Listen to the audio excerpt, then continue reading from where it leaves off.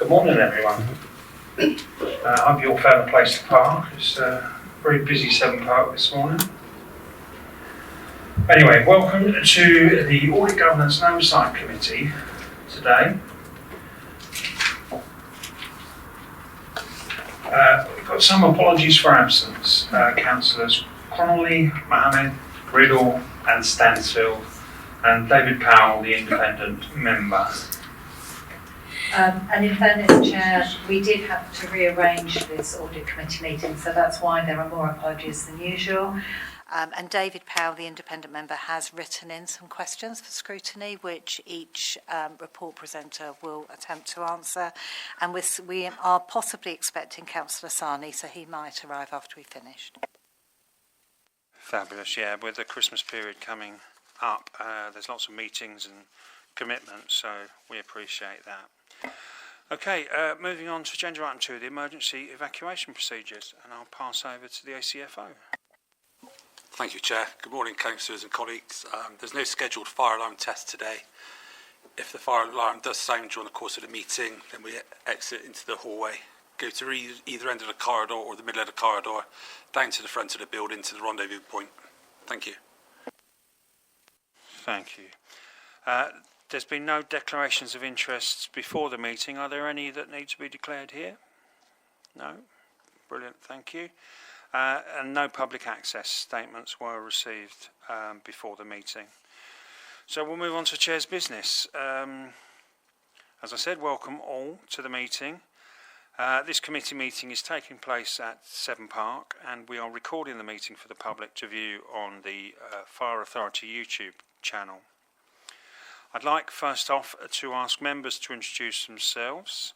I'll start off. I'm Councillor Paul Goggin from Bristol City Council. Tim?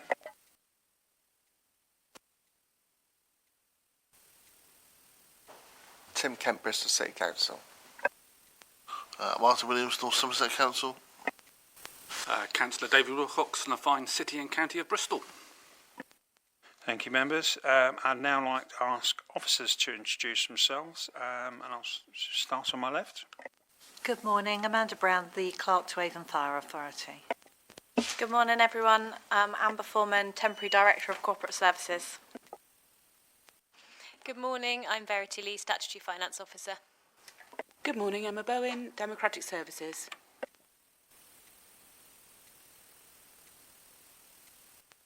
Morning, Vicky Gould, RSM, Internal Audit.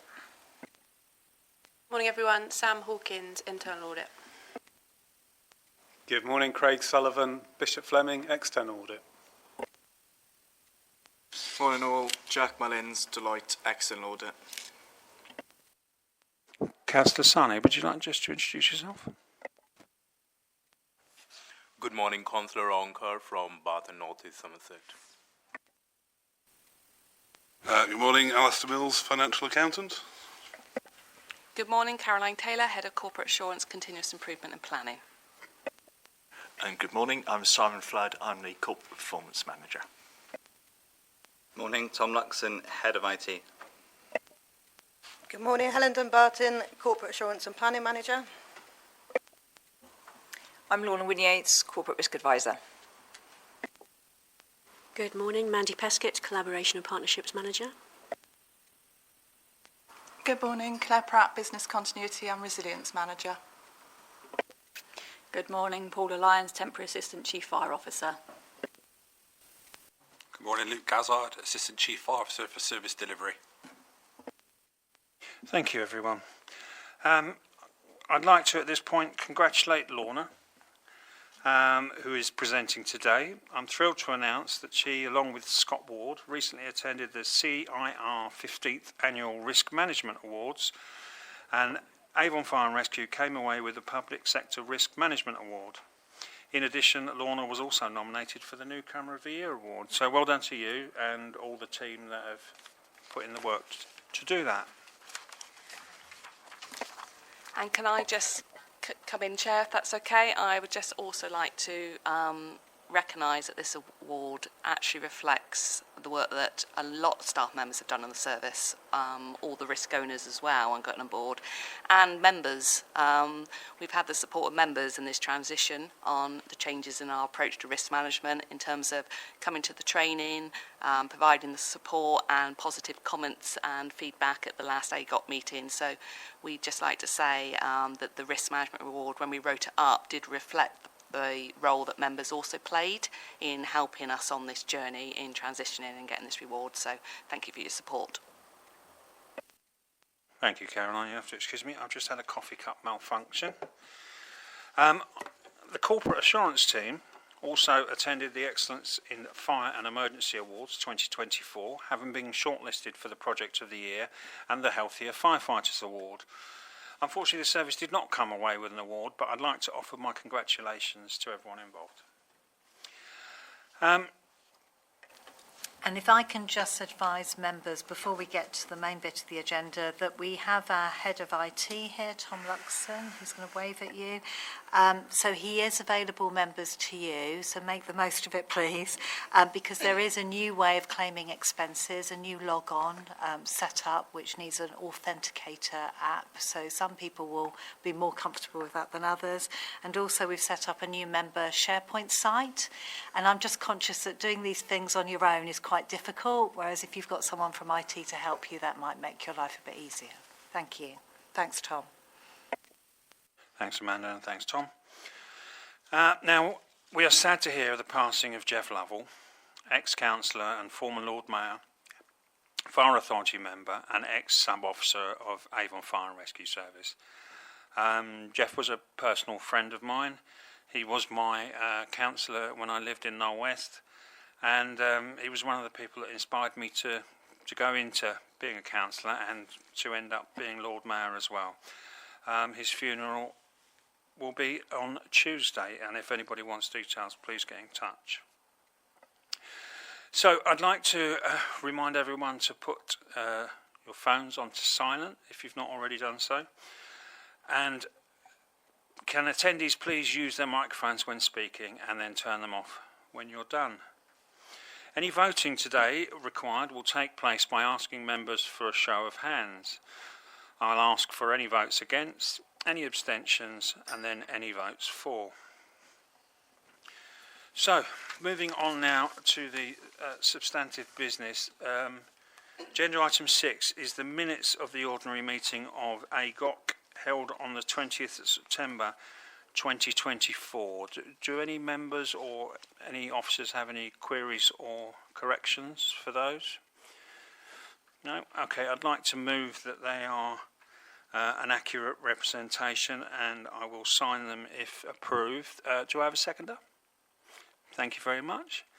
And all those, any votes against, any abstentions, and all votes for.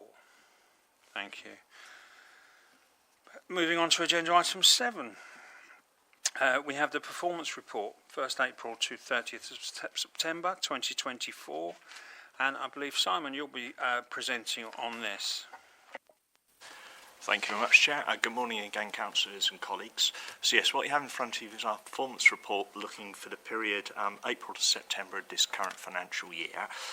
As usual, the report is supported by 2 appendices. So we have the scorecard at Appendix 1, which is a list of all of our corporate indicators, grouped under our 2 key objectives of creating safer communities and stronger services, and then also under the subgroups of those are prevention, protection, response, resilience, improving our service and investing in our staff.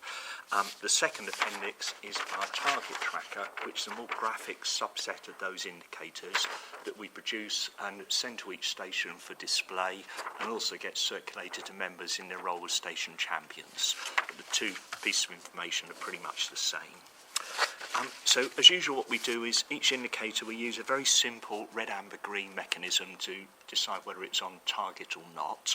And at this meeting, what we do is we look at the indicators that are off target and showing red on the scorecard. And for each one, we have a recommendation from the metric owner about whether we are tolerating the risk, and if so, the reason for doing that, or otherwise whether we are treating the risk and what we're planning to do to treat it. And there is a little bit of text from the metric owner just giving some support to that thought process and reasoning. So the plan is to go through each of those 5 indicators where we're off target in turn. And if you look at the recommendations in the paragraph 2.1, for each of them we have a recommendation about whether we are planning to tolerate or to treat the risk. And I suggest for ease of it, if we look at each one and then come back to the recommendation at the end of that, but then consider all the recommendations at the end of the paper, if that makes sense. So the first one we're going to look at is under our prevention and is talking about trying to reduce fires in deliberate primary fires. A primary fire is roughly a incident that has happened in a building where the building was fit for use before it was set light to. So that's usually what a primary fire means. You can see on there that we're slightly off target. We've had the targets have no more than 202 fires over the year, which is 17 per month, and we'd had 117 against a target of 101, so we're 116% of target.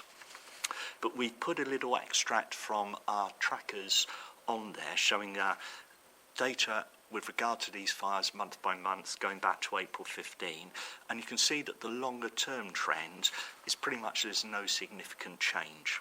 So what the metric owner has asked is that we're going to tolerate the risk on the basis that we don't think there is a significant problem that we've currently are meeting with this, and the numbers of fires are quite small. And I'm pleased to report as well, just in support to that, that since September we've had a further couple of months of monitoring the data, and the numbers have come down and we are a lot nearer to target than we were.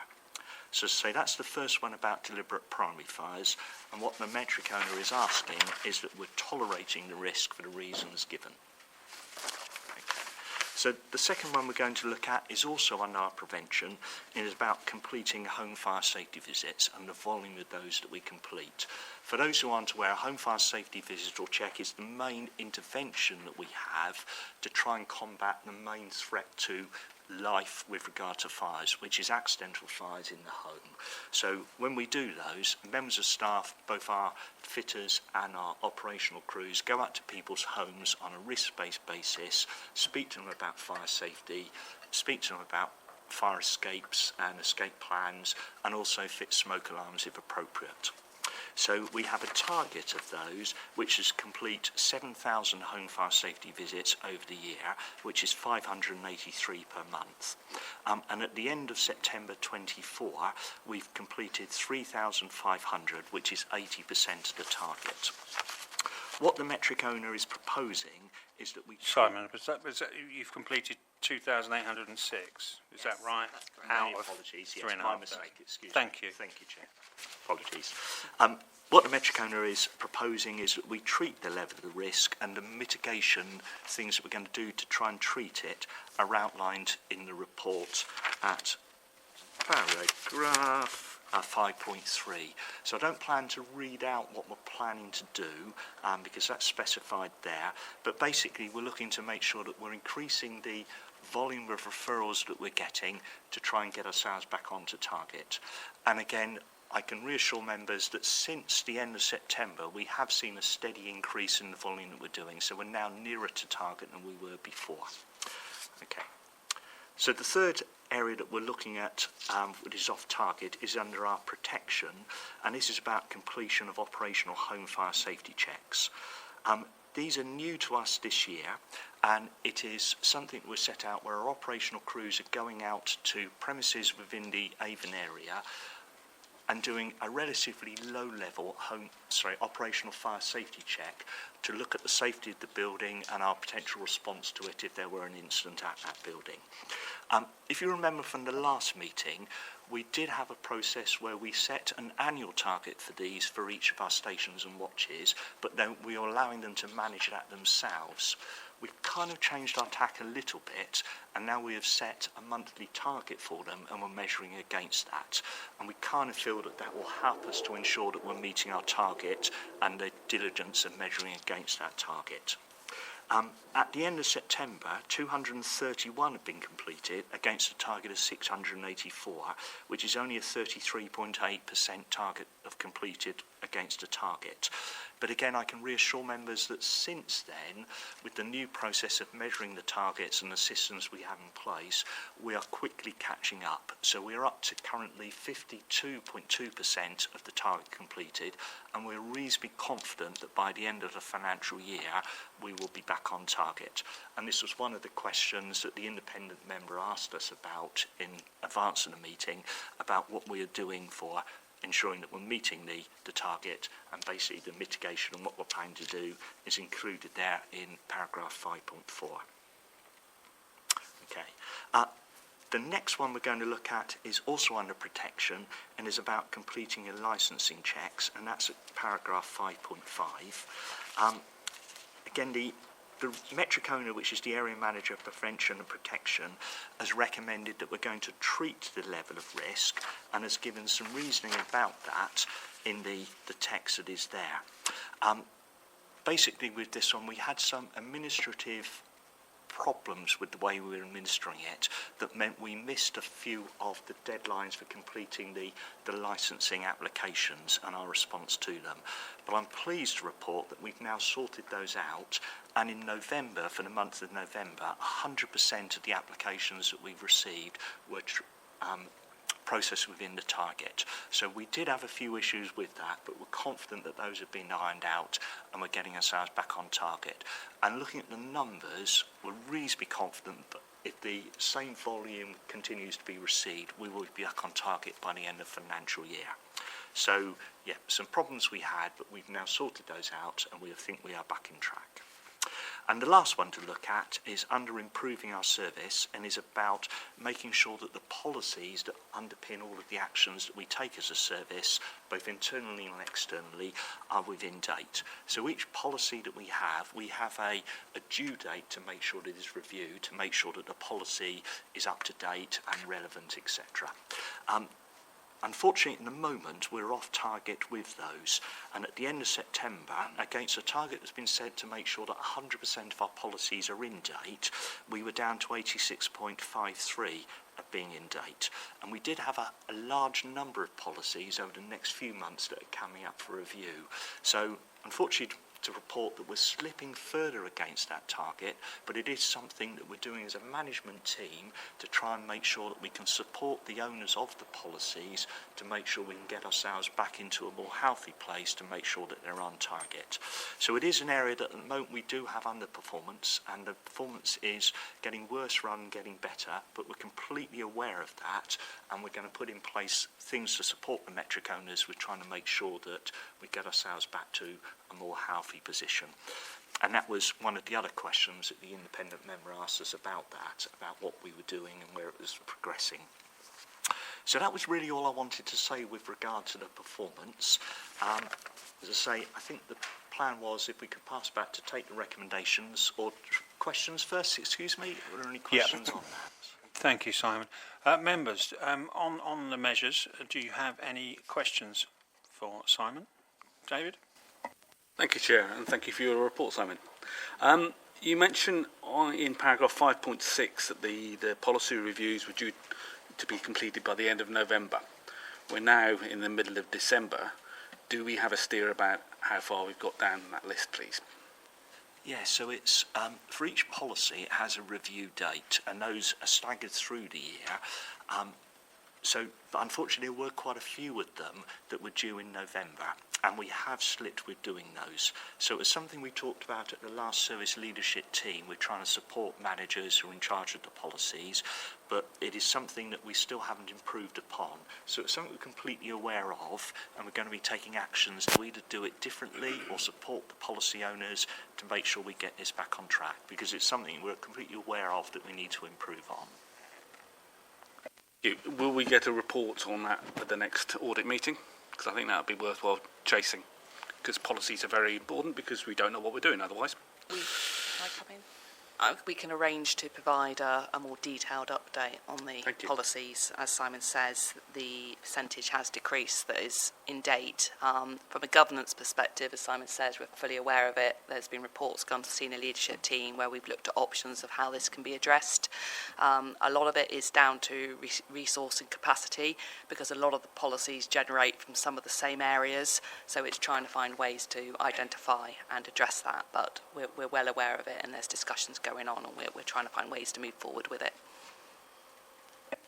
Yeah, I think we also need to be aware of part of the governance process is consulting with the representative bodies, and our last meeting was cancelled, so we've got a number in this system ready to talk to them at our next meeting, which is mid-January. Thank you. Councillor? Thank you, Chair. Well, first I'd like to acknowledge the team's success in increasing home fire safety visits and building strong community partnership. So I got a few questions in terms of efficiency, policy compliance and risk management. So just to start with, efficiency in the processing. So what are the root cause of admin delays in processing applications, and how soon can these additional training for admin staff be implemented, and what metrics will track its success? The root cause was actually availability of staff resource over the summer months. So it was in terms of having staff absent. So that's now been addressed and plans being put in place for the following summer. We will not be in that situation. Thank you. And the second part was how soon can the additional training for admin staff be implemented?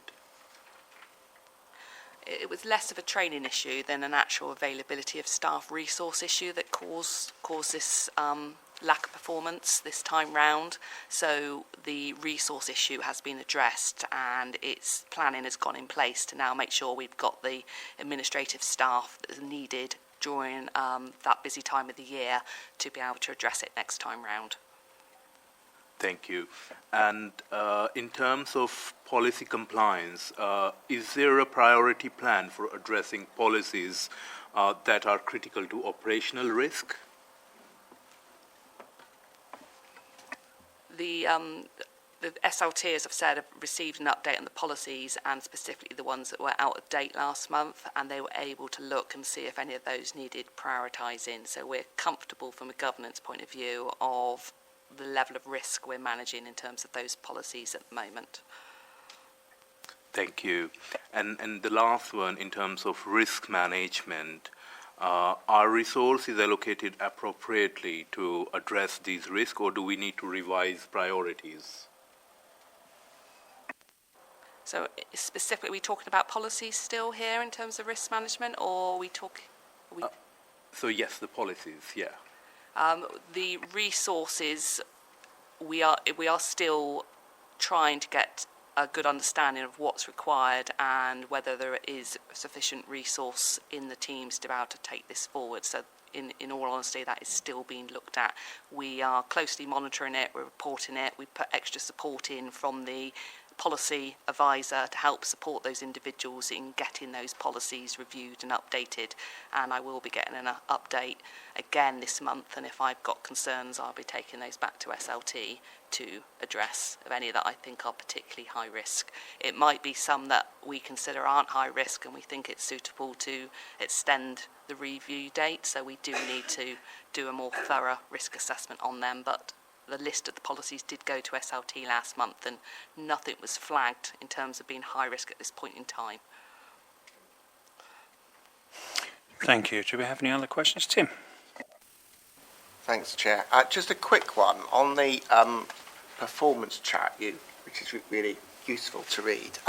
On the attendances, for I think it's the non-emergency attendances, it is quite clear there's quite a large increase in the years for affecting entry, but also for assisting other agencies. I guess my question is there a point where that has an impact on our ability to attend emergencies? Because that's an increase around 250 attendances this year. Thanks. Yes, you're quite right, Councillor. It's something we don't set a target for, because if you like, we're not the lead agency for reducing the risk. So unlike with fire incidents, we set a target that we measure ourselves against. So with these ones, it's usually we're assisting other agencies, primarily the ambulance service, to gain entry to premises where they need to gain entry because of people concerns. So often those will be the same thing, either affecting entry or assisting other agencies, and it is something that there is a growth, and I know Luke has been looking at policies and processes about this, of what we should be doing as a service. So it's something we're aware of the increase in demand, but I can assure members that we have sufficient capacity to continue to make sure that all of the risks, the other risks that we're dealing with response, are continuing to be met. And in particular, if you look on the scorecard with regard to the response standards, we're continuing to meet those to get to emergency incidents within the target settings that have been agreed by the Fire Authority. One last quick one, Chair, if you indulge me. The line about the number of alarms caused by automatic fire detection attended non-domestic properties, and there were 269 of them. Does a non-domestic property qualify? Sorry, does a tower block in Bristol qualify as a non-domestic property? Yeah, it's slightly grey. So the communal areas would count as non-domestic because we can enforce those under the Fire Safety Act, but the non-communal areas, the actual dwellings, not. So sometimes that can be difficult where the alarm is going off across the whole of the premises. So usually it will be a case of trying to understand where the source of the initial alarm is coming from, but sometimes that is quite difficult to do. It is something where we've seen some quite significant decreases in the number of alarms that we're actually attending. So we're using a lot more of a risk-based approach, whereas we used to attend all of them. So we're now more in line with most other fire and rescue services, where our call handlers at the 999 teams do some questioning and try and just make sure that there is a good reason to introduce risk in the community for the fire service to attend, because we were getting quite a number of incidents where we would attend and the workforce had already gone back into the building because they realised it was an alarm and we just hadn't been informed about that. So we've certainly reduced largely the number of those without actually introducing additional risk into the community. Thank you for the clarification. Okay, so the recommendations are that we approve the owner's recommendations as follows. I think also what we are looking to do is to bring back an update, even just a brief summary of where we are, so that we can be confident that things are going in the right direction at the next meeting. David? Chair, we haven't discussed Appendix 2 yet. Did we? We did. Well, Appendix 2 is a subsection of what is on Appendix 1. It's So just I thought we were more going to come graphic to things. it. I have a question about Appendix 2, or a possible different view of Appendix 2. It'd be very, well, from my point of view, it'd be very useful to have this as a geographical map about how many call-outs individual stations are being executed over that time frame, so that we know that we can spot areas that are more busy than others, for instance. Is that possible? Please? Yeah, I mean, certainly we've got all that information and we monitor it and analyse it internally. So yes, so if we could possibly be in contact just to find out exactly how you want that displayed, and yeah, we can certainly do that. Thank you, David. Any other questions on 1 or 2? No? Okay. So, Amanda. Do you want me to read out all Yes, the recommendations just to help? And then maybe, subject to members' views, we might be able to vote on them en bloc, I don't know. So the AJOC is asked to approve the metric owner's recommendations as follows. So A, prevention, deliberate primary fires, excluding vehicles. The recommendation is we tolerate the level of risk with the mitigating actions outlined in the report. For B, also prevention, completing home fire safety visits. We treat the level of the risk with the mitigating actions outlined in the report. C, protection, which is about the percentage of licensing applications processed within the target date. We treat the level of risk with the mitigating actions outlined in the report. D, protection, operational fire safety check completion. We treat the level of risk with the mitigating actions outlined in this report. And then finally, E, improving our service concerning the percentage of policies and those being in date. We treat the level of risk again with the mitigating actions outlined in the report. And I have noted that we're bringing back an update on policies to the next meeting. You'll get an update on all these metrics anyway, but specifically we'll make sure that we address an update on policies. Okay. Tim. Chair, apologies. You asked for declarations of interest earlier, and I was slightly distracted because I was trying to work out if I had one, and I think actually I need to make a declaration of a personal interest, which I don't believe to be prejudicial. But my father is a retired retained firefighter and would benefit from the Marshall, whatever that is, but basically a pension increase. He's not of this fire authority, but a separate fire authority. I thought to be absolutely clear, and I'm just having Googled the specifics of declarations of interest, it includes fathers even if they're in their 70s. Okay. So I make that declaration. I think that's fine. We're not discussing pension matters today, so I think that's fine. No, but it's in the next report. Okay. Okay, that's fine. Thank you. Thank you, Tim. Okay, so are we happy to vote for all 5 en bloc? Yeah, good. Okay. I propose then that, as Amanda has read them out, the A to E, the tolerate and the treats, that we approve the recommendations. Do we have, and I will move that. Do I have a seconder? David, thank you. Do we have any votes against? Any abstentions and votes in favour? Thank you. Okay, so now we've got a slight moving around of the agenda, so apologies for this, but it's because of other meeting commitments. We are going to move on to agenda item 14 at this moment, which is the internal audit reports and progress reports 24-25 in pages 143 to 200 of your bundle. And RSM are going to present on this one, I think. Yes, we've got 2 presenters, Sam Hawkins and Vicky Gould. Thank you. Thanks, Chair, and morning again, everyone. So I'm going to first take you through the operational learning audit report, which you can find on page 147 of your packs. So this audit was requested as the service at the time were working towards developing a new app to gather and manage operational learning. So the aim of this app is to collate on-scene and structured debrief forms and will replace the current forms that are used across the service.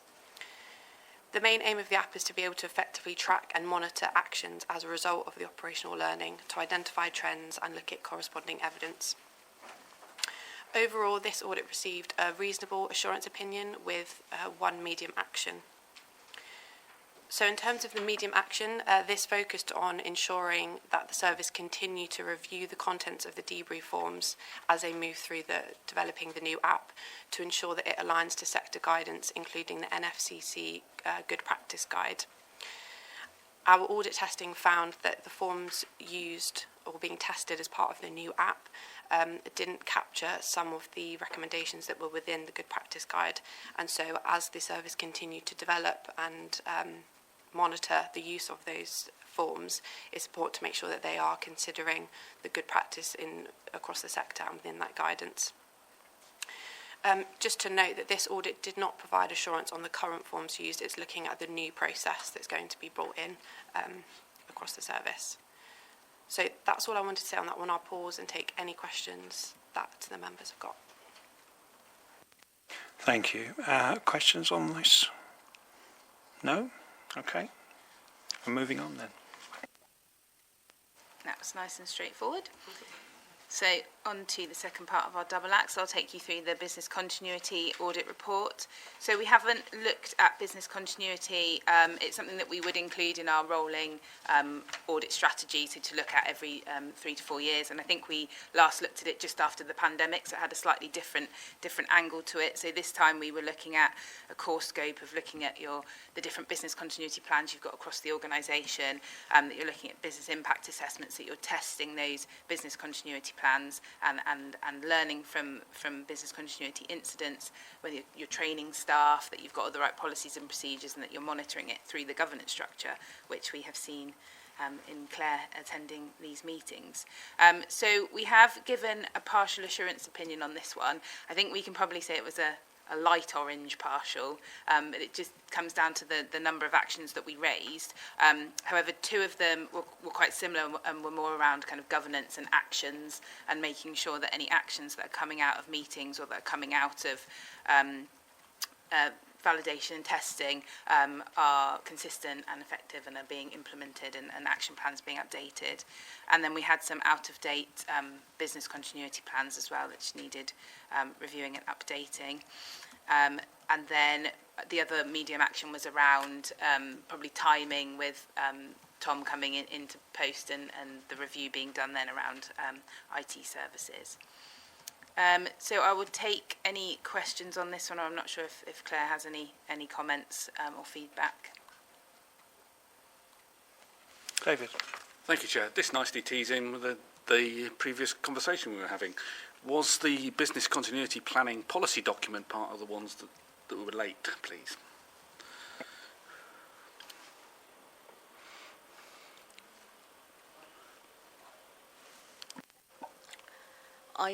Claire, are you aware in terms of your business continuity Yes, policy? business continuity management policy is within date. Thank you for that. I think if we did look at the policy as part of the audit, and our reports are by exception, so if it had have been out of date, it would have been in there as an action and as an exception. So it was more around the actual business continuity plans themselves. Okay, do members have any other questions? No? Okay, well the recommendations are... I have a progress report as well. To present, Please, if that's sorry, okay. Vicky. So actually, this is probably the most positive progress report we've presented to you at this time of the year, because we have completed our internal audit plan for the year, which is unheard of. So we've delivered all of the audits. We presented to this meeting the final 2. We will still do some work on follow-up in the new year, so that when we are delivering our annual opinion and our annual report at the end of March, that we've got an up-to-date position, and just to make sure that nothing happens in the interim. So we'll pull it all together and present to you an annual report to the next meeting. We continue to work with management, so you will get the action tracker later in this meeting, and we look to validate that on a regular basis and report that into our progress report that shows that at the time of reporting, 12 had been closed on your action tracker, and we'd managed to validate 9 of those, so we'll continue to monitor those other 3. And we also have a planning meeting booked in the diary in January to talk about next year's internal audit plan, as the internal audit contract has been extended for a further year with RSM. I don't think there's anything else to report. All positive, and you can have a peaceful Q4 without us bothering you. Thank you very much, Vicky. That sounds fantastic. David. Thank you, Chair. So, congratulations on finishing early. Do you have any unused allocated days? No, not this time. So you've used them all up to complete Yes. your report? Yeah. Cool. That's good. So I just wanted to confirm that we couldn't delve into anything else. Thank you. Not for free. Thank you very much. Do we have any other questions on that? No? Okay. Well, the recommendations. The committee is asked to consider the internal audit reports, the findings and agreed management actions for the following audits: operational learning and business continuity, and to consider the progress report. So I will move that we do so. Do I have a seconder? Thank you very much. And any votes against? Any abstentions? and votes in favour. Thank you. Okay, we'll go back. Can we release RSM, because I know they have another meeting? Is that all right? Yeah, absolutely. Merry Christmas.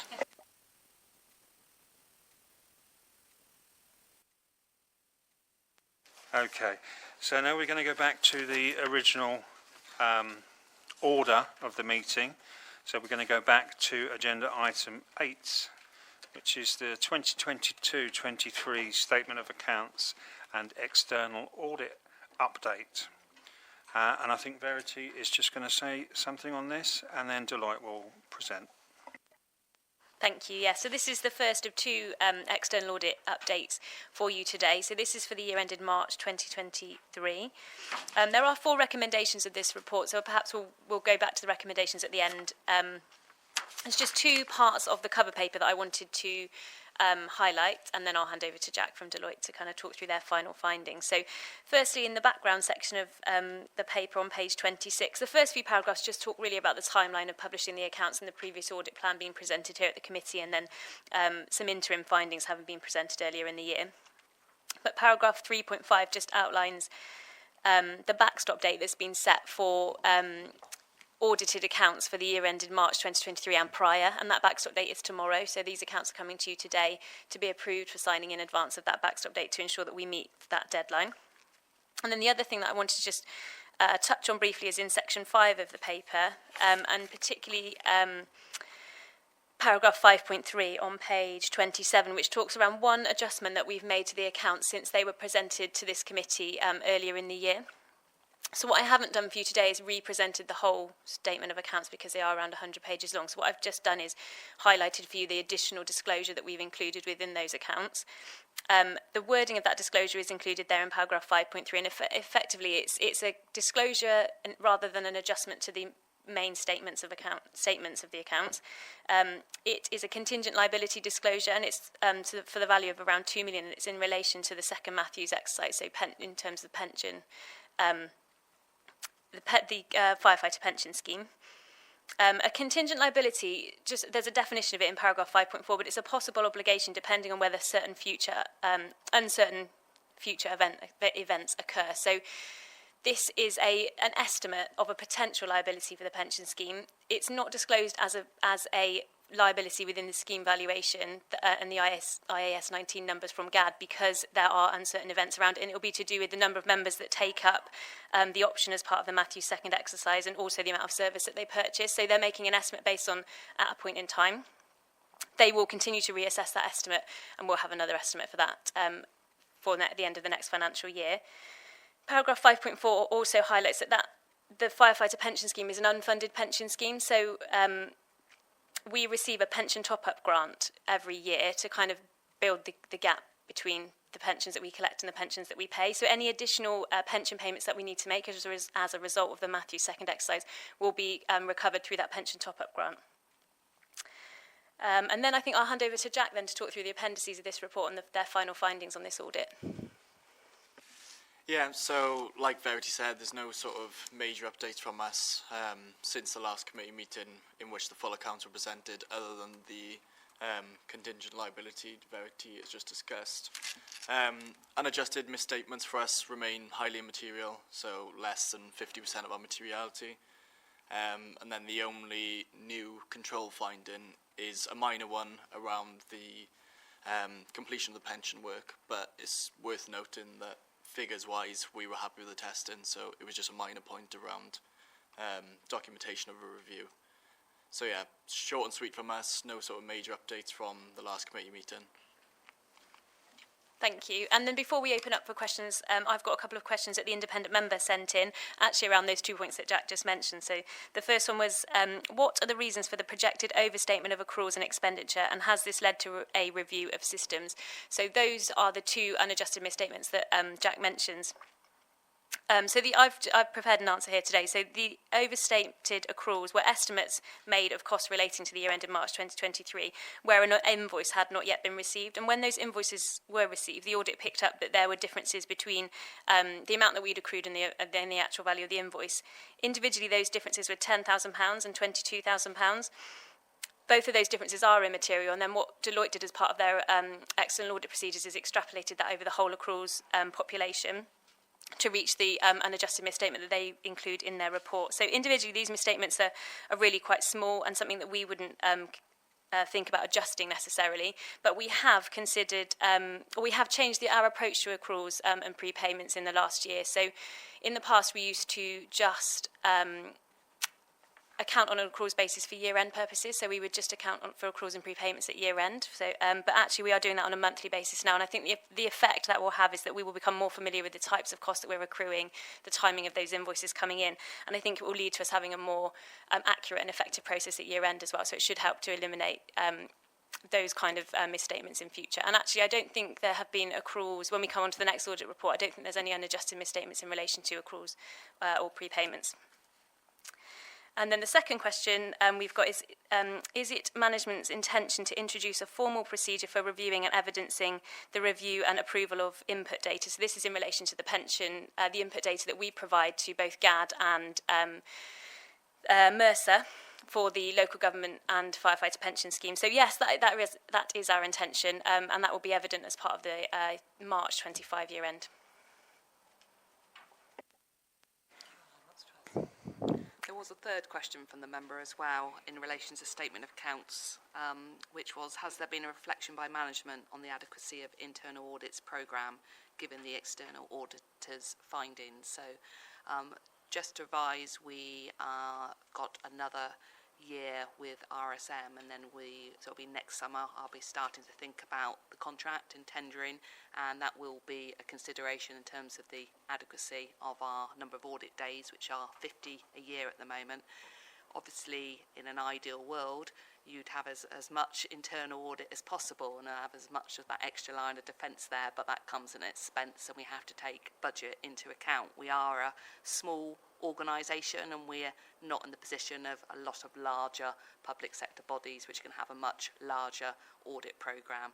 We also try and take a risk-based approach to our audit, where we try and identify, and we use a process where we work out where we think the high risk areas are, and we try and use those number of days we've got really carefully to pinpoint at our high risk areas, rather than perhaps just ticking over with the same standard audits. We obviously have a number of other assurance mechanisms in place. Internal audit just form a small part of that whole assurance mapping we've got going on across the service in terms of information and assurance processes to reassure us that things are working well. So in answer to that question, we feel at the moment it's adequate. Our internal auditors wouldn't take the contract on if they didn't feel they could give a substantive internal audit opinion based on the amount of audit days and the work that they're doing. So they feel it is adequate, but we will be reviewing that contract next summer because it will be going out to tender again. So hopefully that answers the question.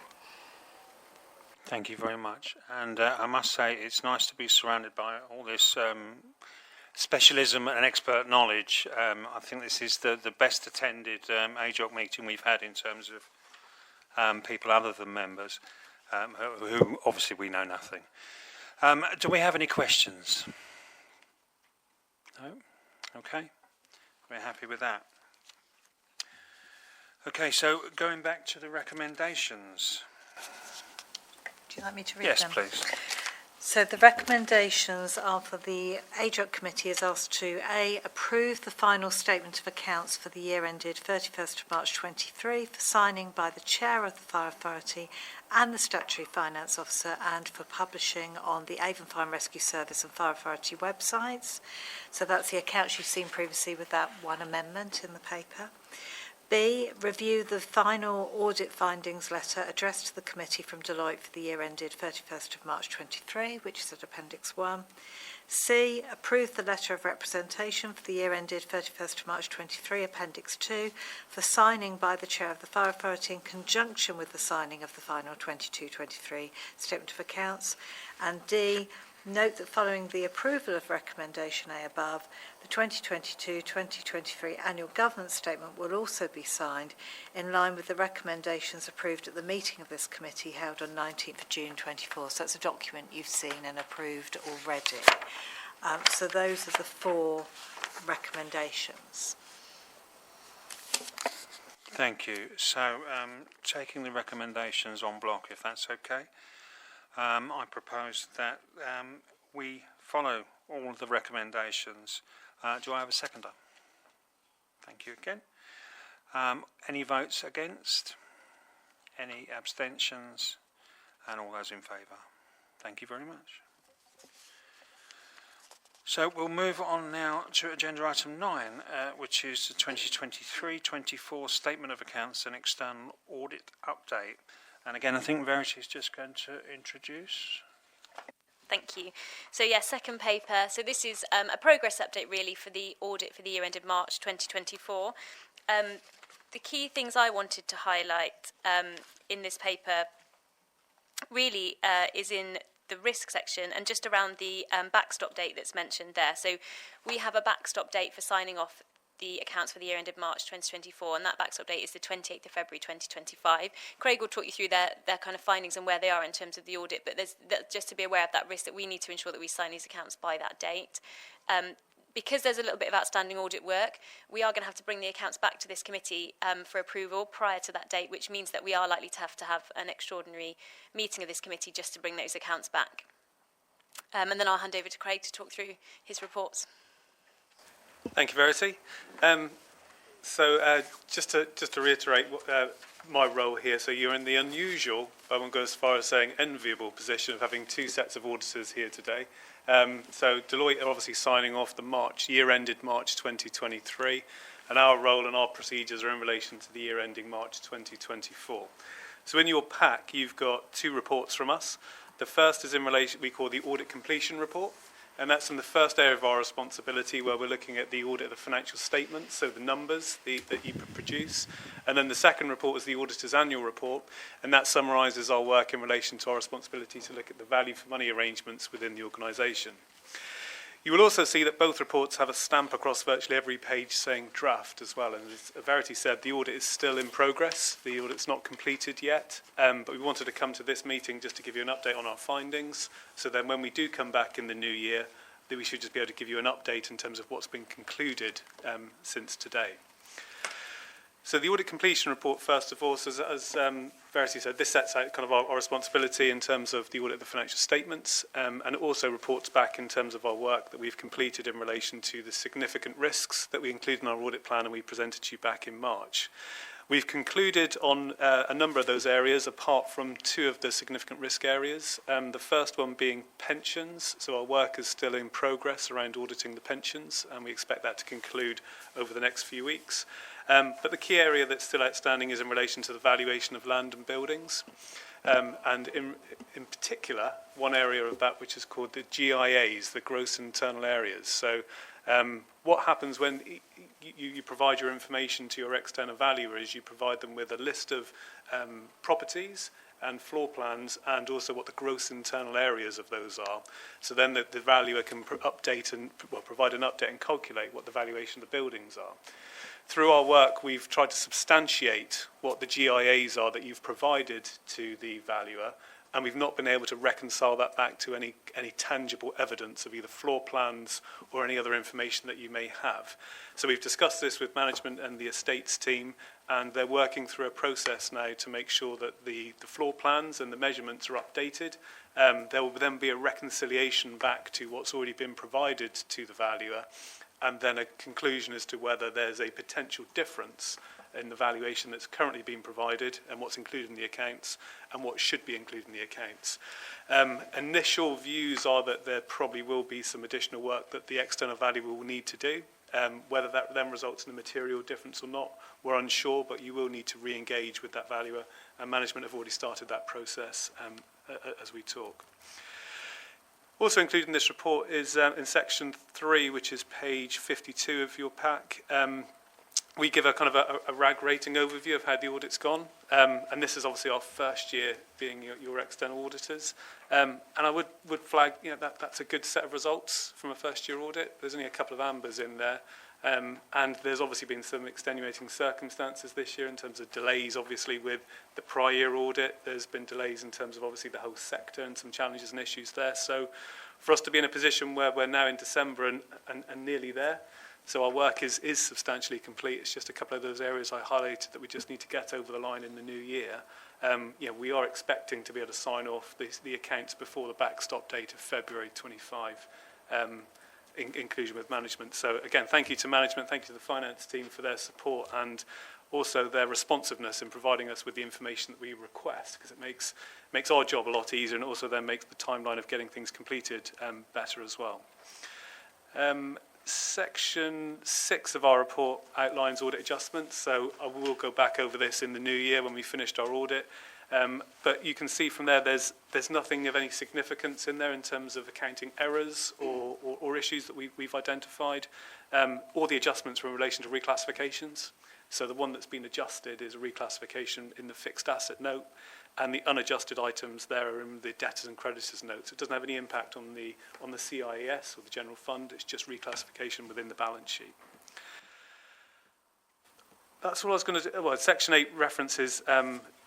7 references our control findings, our management letter points. The key one I've already flagged, which is around the source data for the valuations, so the gross internal areas of the buildings. The others are low risk recommendations that we discussed with management, and management provided their comments. So before I move on to the next report, I'm just going to open it up and see if anyone's got any questions on the audit completion report. Thank you, Craig. And we had a discussion the other day around this. We have the floor plans and we have a spreadsheet of measurements, but unfortunately the two are not linked in any way, and we can't be 100% certain that they are accurate. It's unfortunate, and obviously this is probably something that should have been addressed previously, and it is rather unusual as well, I think we sort of concluded. So thank you for setting that out, and I'll pass over to members now for questions. David. Thank you, Chair, and thank you, Craig and Jack and Deloitte for your report. One quick thing before we talk about the substance of the questions. On page 58, audit adjustments, you've got grey on grey text. It's probably a little bit difficult for some people to read, not very accessible, so if you could have that in the next report a little bit more bold, that would be useful. Then I would like to ask some questions about the GIAs, the gross internal areas, because I am finding this quite interesting and difficult to believe that we don't have the right figures available, because they're quite important in terms of planning capacity for stations and all that sort of stuff. So were our figures underestimates or overestimates of space? Do we know, please?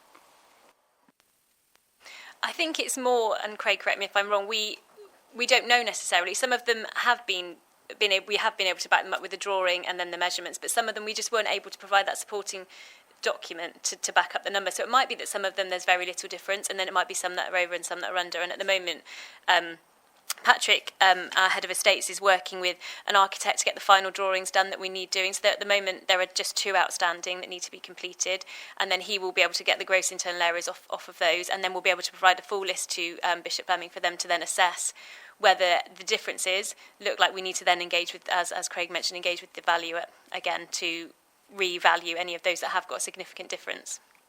I was just going to add, you have had some changes in your estates team.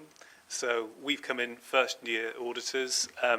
There is a spreadsheet that you have with information on it, but as auditors, we need to be able to verify and validate that spreadsheet. We just can't accept that. That's what that's what management is saying is their information in relation to the GIAs, and that's what they share with the valuer. But then when we want to go back and substantiate it to floor plans, which is the normal test that we do, as Verity said, there's only a couple that have those measurements on them. There could have been something in the past that the previous estates team had that substantiated it and had it there, but that's not readily available to the new team. So going through that new exercise and getting everything fully up to date is, I think it's the right way forward. And I think that has identified in a couple of areas that there are some differences to the source data that's there as well. And obviously going forward, once this work is completed, the measurements of floor plans, it's there. Can I also ask that you've looked at the gross internal areas of the estates? Do the external areas also match up to your expectations? Are they correctly valued? Do we know, please? That forms part of the same process. So you're checking that and that's all right?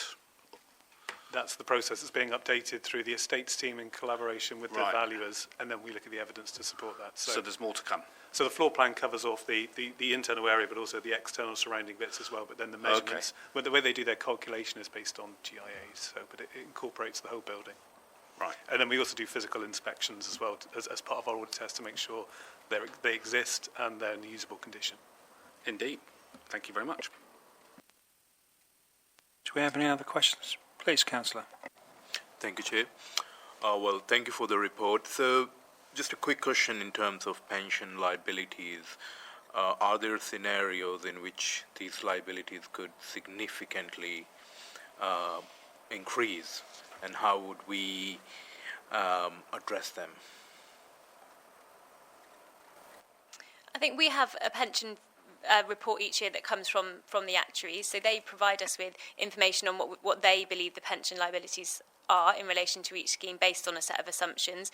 Those assumptions are reviewed each year, and they do, I think it's every 3 or 4 years, they do a full valuation, which I think is happening relatively imminently for firefighter pension scheme. The only kind of, it links back to the previous paper, the contingent liability still kind of rests around with the Matthews second exercise. So that's where they're saying there's a possible increase in liabilities. We just don't know what that looks like yet because of various other things that we aren't, that exercise isn't complete yet, so we're just not certain.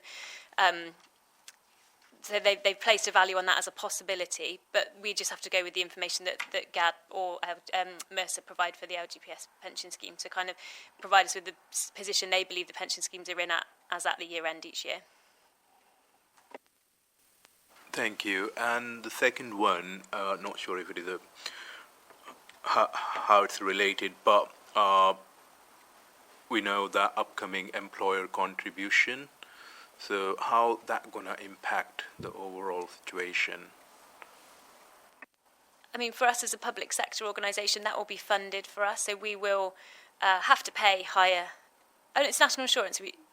We're paying the higher national insurance rate, but we will then receive additional funding to offset that. So for us, we should see there should be nil impact.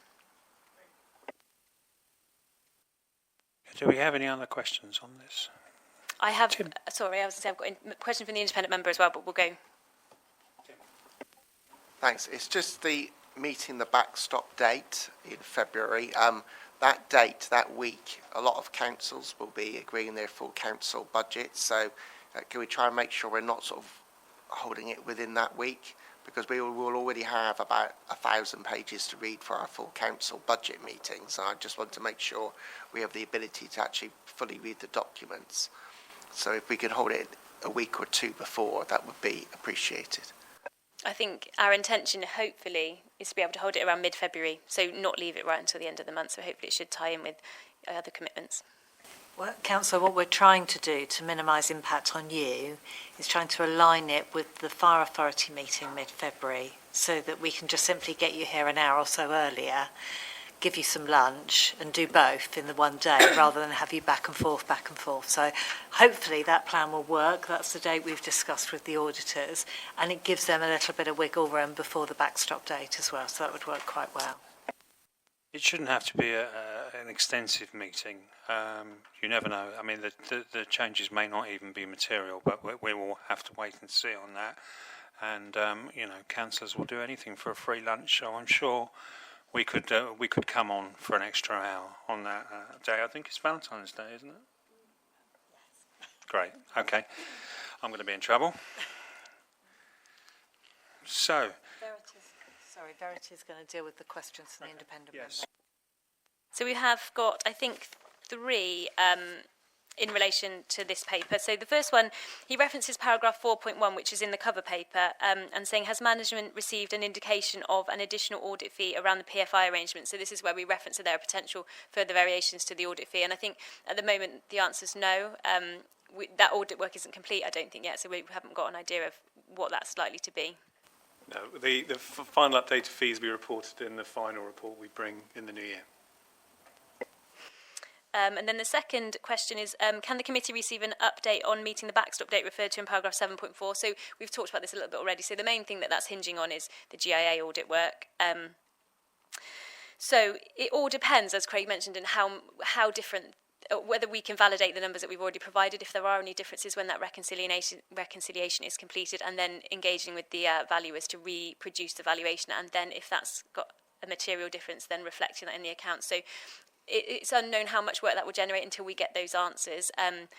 But we are working hard to make sure that we can do that within the timeframes we need to. So as Craig mentioned, we've already been speaking with the external valuers. We had a meeting with them yesterday to confirm that they are able to turn that valuation around for us early in the new year if we need to, and they've confirmed that that's the case. And I've also had a catch-up with our head of estates, as I mentioned earlier, and he's just got 2 more sites that are being drawn, which should be done by the end of this year. So we should be able to provide both the valuers and Bishop Fleming with everything they need early on in the new year to help us make sure we meet that date. And then the final question was, has the Section 151 officer got sufficient resources to meet the backstop date? And again, that kind of hinges on how much work this creates. So if we do need to make an adjustment to the accounts, obviously that creates additional work for us. And we are in a similar position to the councils where we're working on our budgets at the same time as well for approval around February time. So there are conflicting resource pressures around this time, but I think we will just have to make sure that we prioritise and manage the situation and our workloads accordingly to ensure that we do have the resources required to meet both of those priorities. Thank you, Verity. So we can go back to the recommendations. No final questions? No, okay. No, okay. We can go back to the recommendations, which are the Audit, Governance and Oversight Committee is asked to scrutinise and discuss the audit completion report, which we've done, and scrutinise and discuss the auditor's annual report, which I think we've done as well. Do we need to have this as a vote? Sorry, I've not done the auditor's annual report yet. No, that's a good point. Thank you, Craig. Shall I pick that up now? Please do. Okay. So the second of our report is the auditor's annual report. And this summarises both aspects of our responsibility. So it summarises our work on the audit of the financial statements. And as you can see there, we've highlighted those in yellow, because obviously we've not concluded either in terms of whether we've issued an unmodified opinion and also the dates. But it also summarises the work that we've done on the arrangements in place for VFM, and particularly in 3 areas of financial sustainability, governance, and improving economy efficiency and effectiveness. So if you go to page 75, that's our executive summary. And you'll see there that we've rag rated. We've only got 2 colours, so it's amber and red in relation to whether there are some findings or whether there's significant findings. So the red one there is in relation to governance, and that's in relation to the report from the HMI CFRS report from last year. So Deloitte in their auditor's annual report last year had a significant weakness in relation to the arrangements in place around governance, because of the findings within that report. So then that automatically comes into our audit plan for the start of the year, that there's a significant weakness. And then what this report then does is it highlights our work and our view as at the end of the year or during the year, because we're looking at arrangements which are in place for the financial year ending 31st of March 2024. So whilst work has been completed and updated since the year end, we're looking at the arrangements which are in place up until March 2024. So it's very backward looking, and obviously 9 months ago now in terms of that. So the report summarises there that as at the year end, there's still a significant weakness in place because of the updated, because what was in place as at the end of March. Obviously, there's been re-inspections in September, and we've tried to reflect that in the narrative that's included in section 6 of our report, with a bit of a timeline and some of the comments which have been provided to you as well. So this information is really because this becomes a public document, so it's making sure that you are comfortable with the factual accuracy of what's included in there for that period. And I'm happy to answer any questions. I think it's self-explanatory in terms of what the recommendations and the arrangements are. Thank you. Do we have any questions on this?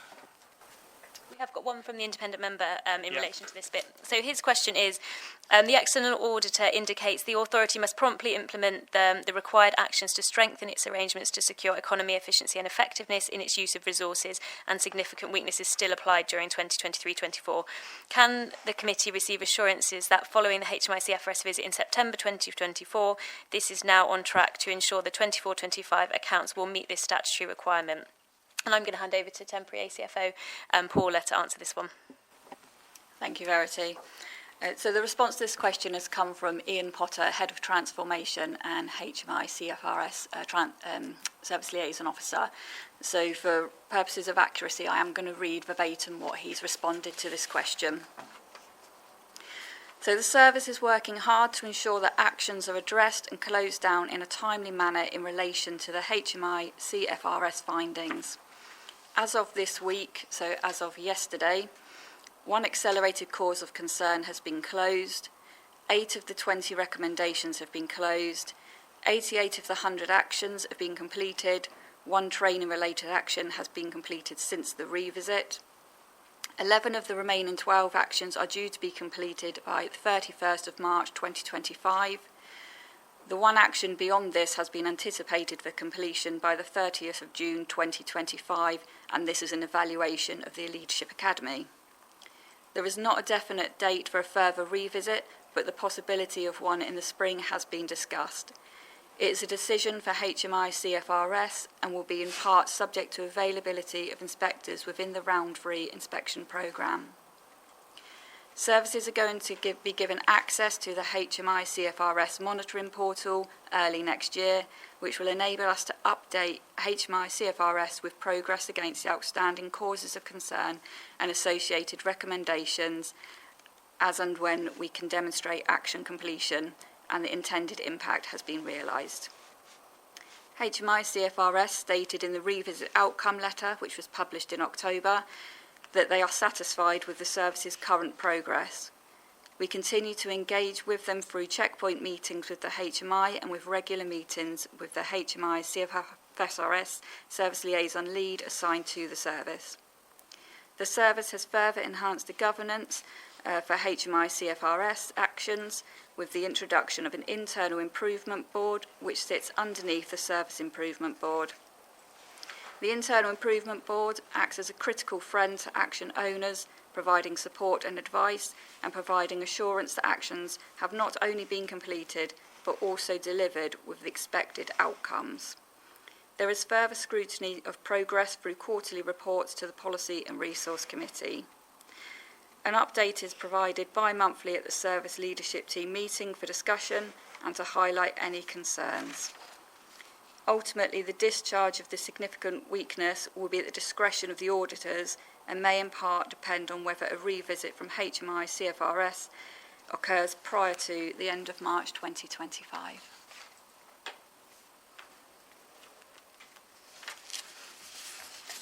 Okay, thank you very much for that. We've got another question from the independent member as well. There is one more question from the independent member, and actually this one relates to the previous report. So the first report that Craig discussed, which was the audit completion report, and it is in relation to the RAG stating on page 52 of your bundles, which Craig did touch on actually, so the green and there's 2 ambers there. And the question is, what steps are being taken to address the 2 items that are below expectations, which are the readiness for audit and the availability of staff? So the readiness for audit one, I think partly linked to the JIA information, the fact that we couldn't back up the information that we provided. So we, as we previously discussed, we're addressing that and making sure that we shouldn't have a similar problem in the future. Craig has mentioned the kind of extenuating circumstances with having 2 audits ongoing at the same time and the delay that we've had in audit in the audit sector in general in public sector. But we have also had some kind of extenuating personal circumstances in the team, which probably has affected the availability of staff and impacted on some of the delays mentioned. So we will make sure that we have appropriate communication with the auditors and resilience within our team going forward, just to make sure that if similar situations arise in the future, it doesn't cause any problems. Thank you, Verity. Tim. Thanks, Chair. I just had a question around the improving efficiency, economy and effectiveness strategic objective setting. So I noticed the auditor has Amber rated that and has pointed out that the authority's service plan does not reflect measurable goals which the organisation wants to achieve, and also has mentioned about business as usual.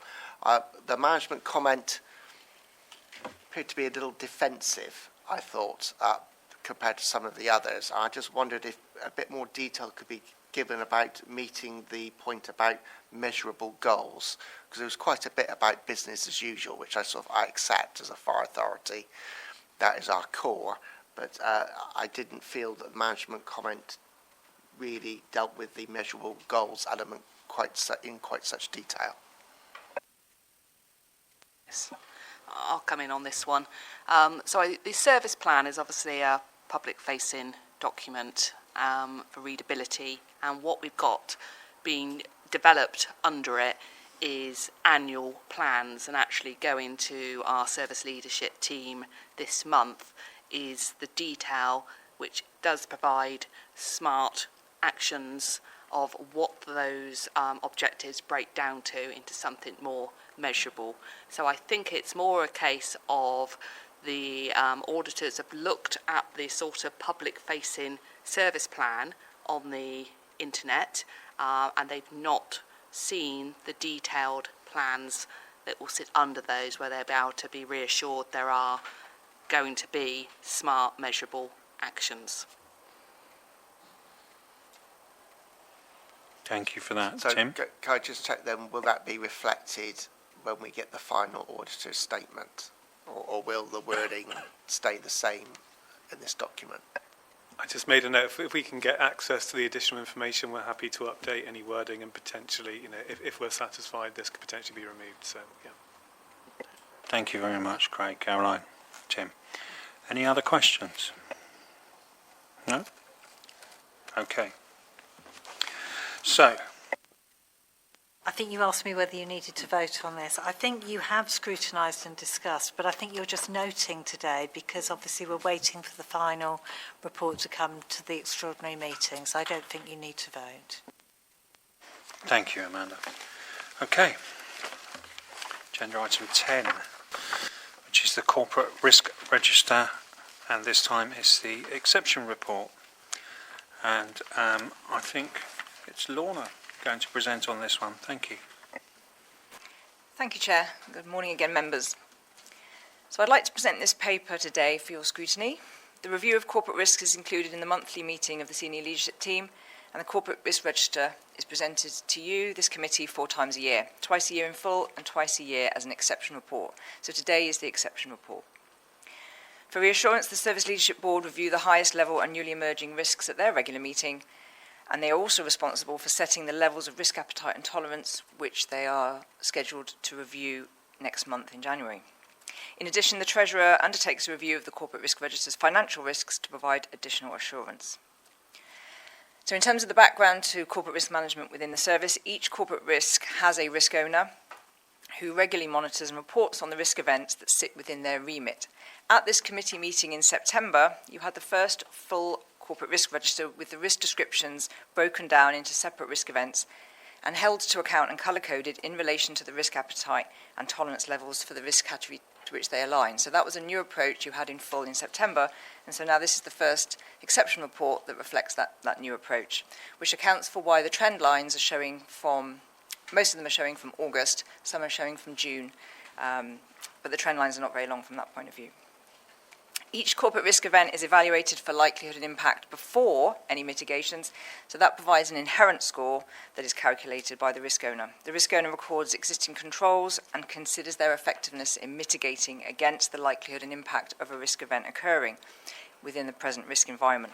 This then allows them to create a current risk score to be calculated based on impact and likelihood, and the risk owners also provide additional information about planned actions that are relevant to the management of their corporate risk events. So if I can ask you to turn to page 92 of your committee papers, please, where the corporate risk events that require your consideration are presented. Firstly, there are 3 corporate risk events with current risk scores that have increased and moved out of tolerance since the 20th of September 2024 when you scrutinised the full corporate risk register. Please note that the risk category for each corporate risk event is important because the levels of risk appetite and tolerance vary for each category and influence whether the current risk score is colour-coded green, amber or red. So in this subsection 5.1, all 3 risk events are red, but the score at which they moved out of tolerance differs. That is why each corporate risk event must be considered individually and not compared against each other. Please also note that with our previous colour coding, before we introduced the risk appetite and tolerance levels that vary for each category, all risks would have gone into the red at a score of 21, where now they tend to move into a colour coding of red and out of tolerance at a lower level. We're embracing this because this is all about our improved risk awareness rather than risk avoidance. So the colour coding of red is less relevant, more so our understanding and our treatment of risk. So starting with CR 12.1, failure to implement sufficient cybersecurity controls and framework, the risk score has been increased from 15 to 20. This is a reflection of increase in potential impact if the risk event were to occur. This was because the head of ICT had concerns following his review of the current situation around cybersecurity, represents more of a re-evaluation of the previous score based on his expert scrutiny. He has started actions to reduce the potential likelihood impact for CR12, and this is scheduled for a deep dive at the service leadership team in January. CR 13.5, extended loss of availability to local area network or LAN. This risk event has now moved across from sitting under CR 06, control and mobilising, to sit under CR 13 and the head of ICT. He has re-evaluated the current risk score and increased it from 18 to 20. This is an increase in likelihood from possible to probable. This is because the LAN refresh project needs to be delivered before the risk levels can be reduced, rather than the planning of that. So CR 13 is also being presented as a deep dive to the service leadership team in January. And finally, in this subsection, we have CR 19.1, failure to improve HMI CFRS judgments at the next inspection round. This risk score has increased from 13 to 18 because the completed actions will take time to realise the full benefits. And in addition, there are still improvement actions to progress, and there will be other areas of focus to consider in the next round of inspections. Subsection 5.2 presents the 6 corporate risk events that are scored outside of tolerance and therefore highlighted as red, but were reported at this level to the committee on the 20th of September. So you have seen these before, but they are coming to you today in the exception report because they are out of tolerance. So if you can please turn to page 93 for all 6 of these where the summary tables are at. There are 5 corporate risk events here that are scored at 18, so possible and major, and 1 scored at 20 further down. So first of all, we have CR 15.3, which is a pensions risk around failure to acquire accurate data from Bristol City Council. This situation is being carefully monitored with actions in place to bring about improvement. Until assurance on the data accuracy can be provided, this score will remain at this level for the foreseeable future. Next, there are 3 risk events under CR 17, building asset condition and physical security. So CR 17.1, failure of building condition resulting in station falling below minimum required standards, has a current risk score just outside of tolerance, with maintenance currently restricted due to budget constraints. CR 17.2, inability to ensure all buildings are compliant with relevant legislation requirements, also has a current risk score just outside of tolerance until a system is procured to improve assurance in this area. The final CR 17.1 is 0.4, failure to apply adequate controls to contractor works. This is a safety risk, hence it goes out of tolerance at a relatively low score of 16. There are improved actions progressing in the new year to bring this current risk score back down into the tolerance level where it will be colour-coded amber. The next one is CR 19.2, failure to achieve the medium-term financial plan efficiencies and savings requirements in the financial year 2025 to 26. This risk event is outside of tolerance because of uncertainties and lack of control over reduction of grey book staff.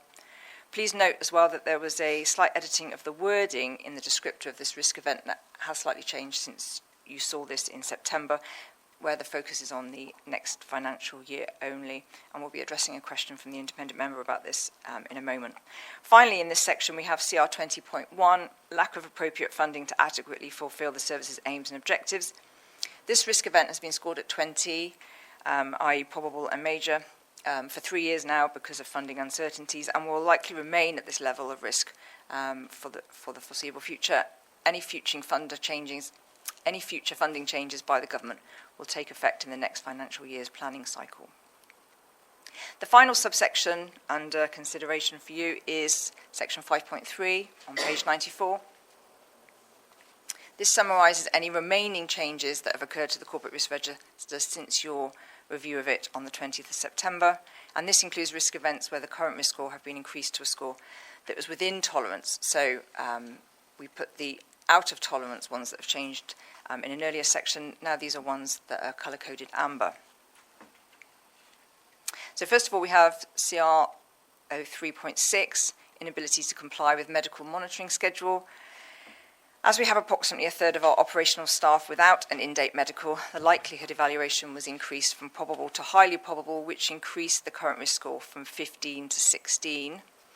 Just to report that the current percentage of medicals in date for this month is increased to 66%, so it is moving in the correct direction, but there are actions being undertaken to improve the situation as quickly as possible. The next two risk events that were sitting under CR13, loss of availability to IT infrastructure and services, were approved for removal from the Corporate Risk Register at the Service Leadership Team meeting on the 30th of October. First of all, CR13.2, failure to have access to a number or one non-critical software systems, is being managed by the head of ICT more locally, with reporting on the Corporate Risk Register not needed due to the non-critical elements of the systems referred to there. And then secondly, CR13.4, failure of disaster recovery backup systems, is not needed as the current risk causes and consequences are captured under CR13.3, inability to recover from a whole or partial failure of infrastructure. So that was seen as a sort of almost a duplicate risk event that was superfluous to have on the risk register. Next, we have CR 13.6, failure of a Avaya switchboard system, which has moved to sit under CR 13 and the head of ICT from CR 6, control and mobilising, and this is where it now sits. The head of ICT increased the risk score from 13 to 18 due to concerns regarding the unreliability of the current switchboard system. This reflects an increase in the impact evaluation should the risk event were to occur. And then finally, in this report and in this section, we have CR 19.3, inability to achieve transformation outcomes by the end of March 2025. This is increased from 13 to 15, which is an increase in the likelihood due to the concerns around the remaining work packages due for completion, including the next Firewatch upgrade. Just to note, Appendix 1 on page 97 provides you with the risk scoring matrix and definitions of likelihood and impact for your reference. And then finally, Appendix 2 on page 99 provides this committee with the current schedule of corporate risk deep dives going to the service leadership team, which you asked to have access to in September, and we will continue to provide you with at each report of the Corporate Risk Register. So that concludes my presentation of the Corporate Risk Register Exception Report. Thank you for listening. Before I open the floor for questions, let me address those that were sent through in advance by the independent member. So first of all, there were 3 questions that were ICT related in relation to CR 12.1 and CR 13.5. So I will actually hand over to Tom, our head of ICT, who's here, who can answer each of those 3 questions separately. If you'd like to read out the question first, that'd be great. Thanks, Tom. Thanks, Lorna. So the first question that we received is, are these risks linked to a lack of resource or non-delivery of improvements? In my professional opinion, these risks are linked to a lack of diligence when scoping out activities such as our annual IT health check, a lack of diligence by third-party suppliers while servicing business as usual, and then historic fragmentation of IT responsibility at Avon Fire and Rescue, and not having holistic tool sets to continuously manage cyber risk and IT asset management. However, it should be noted that the infrastructure shall be holistically tested and monitored from this point forward. A service improvement plan is being actioned by our MSP, and my recent IT strategy recommends a less fragmented approach to IT service management, and we've also recently implemented a new IT management, an IT asset management system. Do you want me to stop for questions on those for each one, or just go through the 2 that are remaining? If you carry on, then yeah, then we'll go for questions. So question 2 was CR 12.1 has seen a significant increase from 15 to 20. Does this affect the improvement measures required by HMIC FRS under CR 19.1? I've noted there that the improvement measures that have been noted in making the FRS affordable now and in the future, it's kind of a broad statement that the service should assure itself that its IT systems are resilient, reliable, accurate and accessible. So whilst the findings that see the significant increase are not directly mentioned in the "we found issues with" subsection, they can be linked to ensuring that the service should assure itself that its IT systems are resilient and reliable. So we can say that a more definitive improvement measures have been raised and in some cases completed to complement this area. The third question that we got is assurances sought that this does not affect the service's mobilisation system. So the risk associated to the end-of-life infrastructure could directly affect the mobilisation system. However, this is currently being mitigated with an estimated completion date of February 2025. Thank you, Tom. With regards to 13.5, it says that a land refresh project is due to commence before the end of 2024. Has that started now? Or? It has done. So we are, as of today, 36% way through completion of that project. So we've completed nine stations. Thank you. Questions from... Oh, sorry, I've got another independent member question. Okay, yeah, we'll do that one first then. Is that all right? Or unless you wanted to have some IT questions first. You sure? Yeah, thank you. Yeah, please. Sorry. Okay, there was the final question that came through from the independent member in advance was around CR 19.2. Assurances sought that the focus on financial year 2025-26 will not undermine the longer-term 4-year financial planning. I'm going to pass over to Paula to answer this question. Thank you. Thank you, Lorna.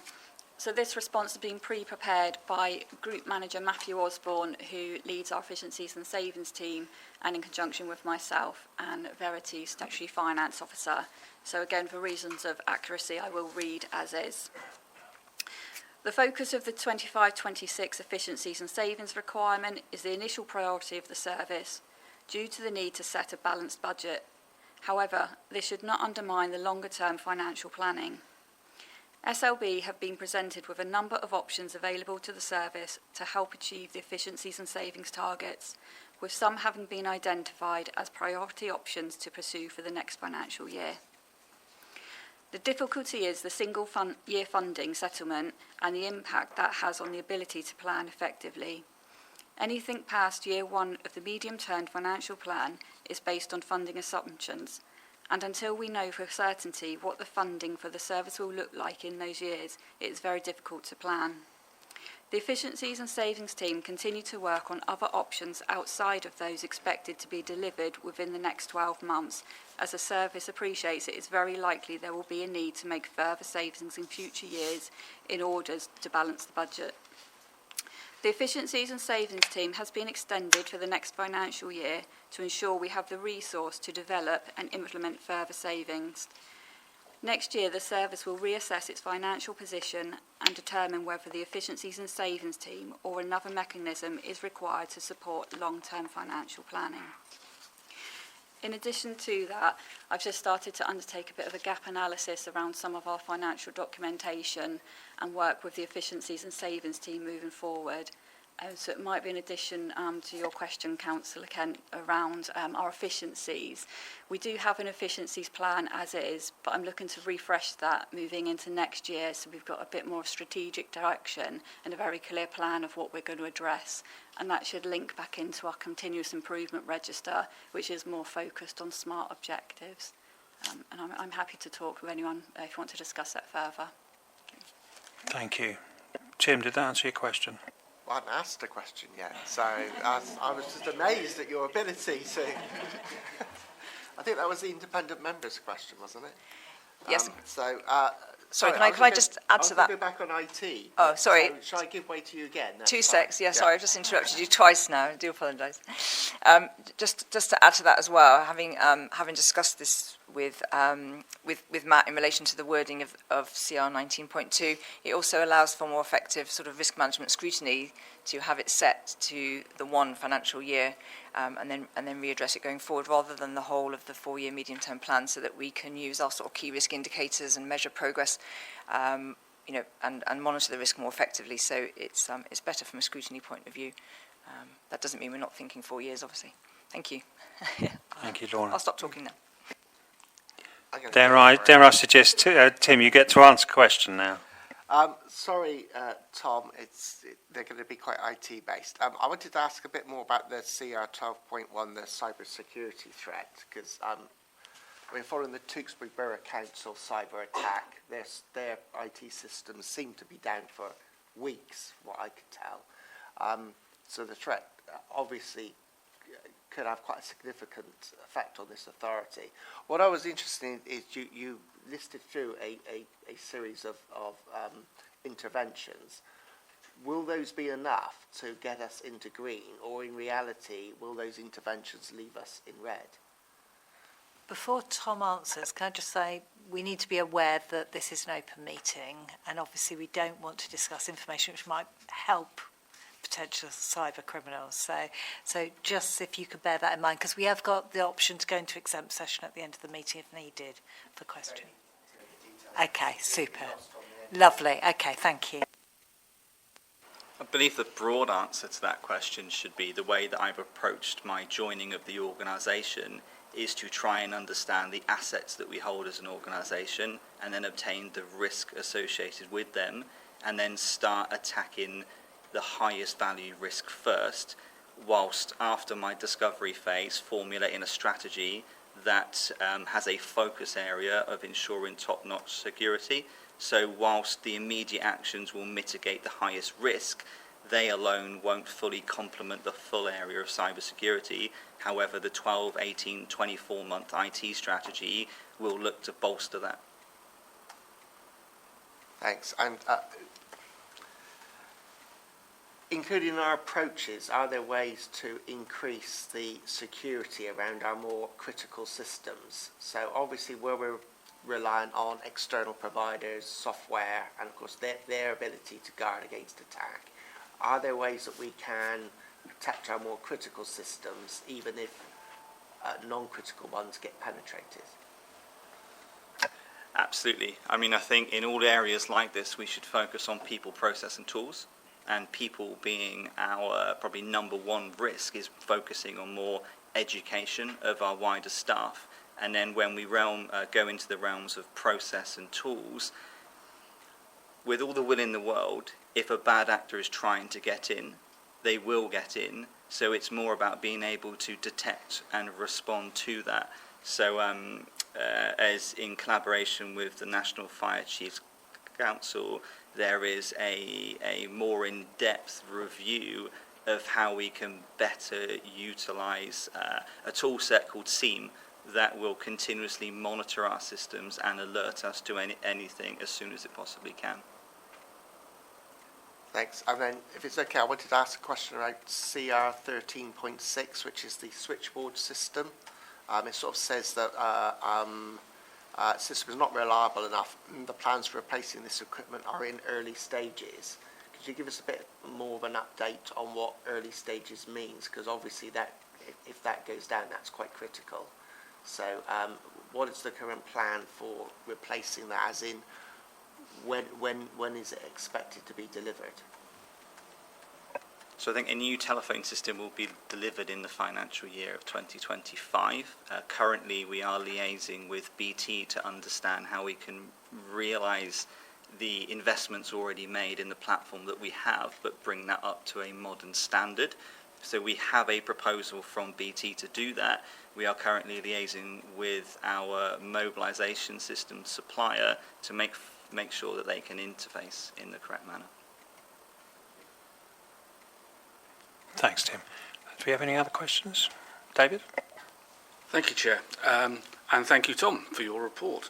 I probably should declare I don't know whether this is a non-pecuniary interest, but I did work with Tom previously before I became a councillor. And so I do have every faith that he can deliver the things that he's saying he's doing. But I would actually like to ask a question about 15.3, the failure to acquire accurate data from Bristol City Council. As a Bristol City Councillor, I'm quite concerned about this, and what steps are we taking to actually make sure we get the right data from Bristol City Council, please?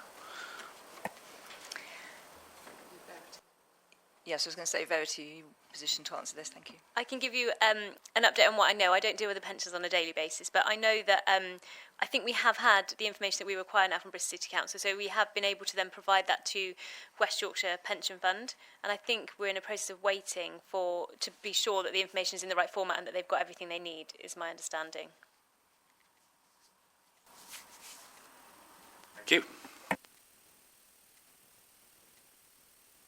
Okay, do we have any other questions? No? Brilliant.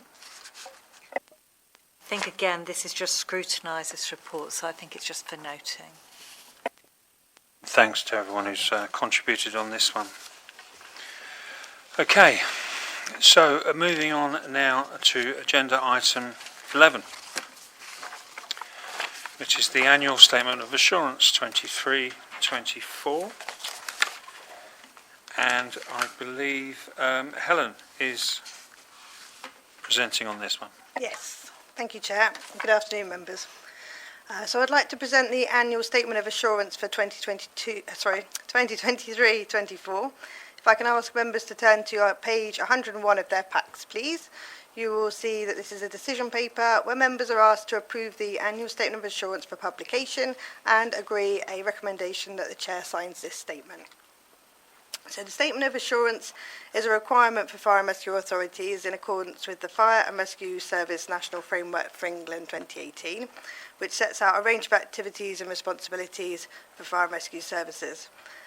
This is an annual document that has to be produced and published by the 31st of March in respect of the previous financial year. Therefore, the draft Statement of Assurance for the year 2023-24 is provided for your consideration and approval. The statement's main purpose is to provide assurance to the public and to the government that Avon Fire and Rescue Service are meeting the expectations set out in the framework. To gain this assurance, managers across the service have provided updates on how we can evidence that we are fulfilling the requirements of the framework. Service leadership teams, Service Leadership Board and monitoring officers have also reviewed the report. If I can ask members to turn to page 105 of their pack, they'll see the annual statement of assurance as Appendix 1. The statement is split into three key areas of governance, financial and operational, which is in line with the guidance on producing the statements of assurances. It provides an overview also of HMIC FRS, fire standards, current challenges and future improvements. You'll note there's an executive summary on page 107, which has concluded at paragraph 1.5 that the service has had due regard for the requirements of the Fire and Rescue National Framework. The service recognises that the need to address the HMIC FRS findings, and our governance arrangements have been strengthened to ensure that we are progressing the recommendations and the actions needed to continue our improvement journey. Many of the financial and governance aspects covered within this report are also reflected in the 2023-24 Annual Governance Statement, or AGS. The draft AGS was presented to members of this committee in June 24. Therefore, I wasn't planning to go through these headlines in any great detail today, but I'm happy to take any questions. The final AGS will be updated to reflect the findings within the external auditor's value for money report before being presented to AGOC, along with the final statement of accounts for that year. Paragraph 3.3 on page 108 has been highlighted yellow. At the time of writing, the value for money report had not been received by the external auditors. This has now been received as presented to you earlier today at item 9. These findings need to be reflected within the annual statement of assurance and the annual governance statement. But rather than duplicate that content that will be in the annual governance statement, I propose that paragraph 3.3 signpost to that document for this information. So on that basis, I'd like to make an amendment today for 3.3 to read as follows. I'm just going to read out what that will now read. So the AGS 2023-24 should be read in conjunction with the ASA 23-24 as it provides further details on our assessment of our governance and assurance arrangements.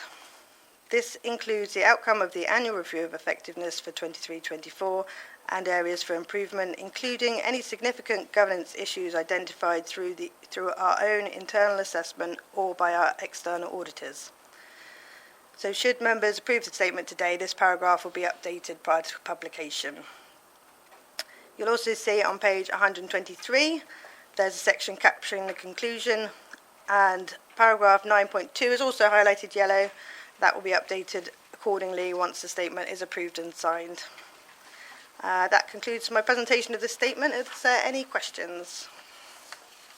Thank you very much, Helen. Do we have any questions on this one? No? Brilliant. Helen, my pen wasn't moving quick enough. So if you could confirm to us after the meeting the exact wording, but what we'll do is we'll put that with the revised wording provided at the meeting for clause 3.3. Okay, thank you.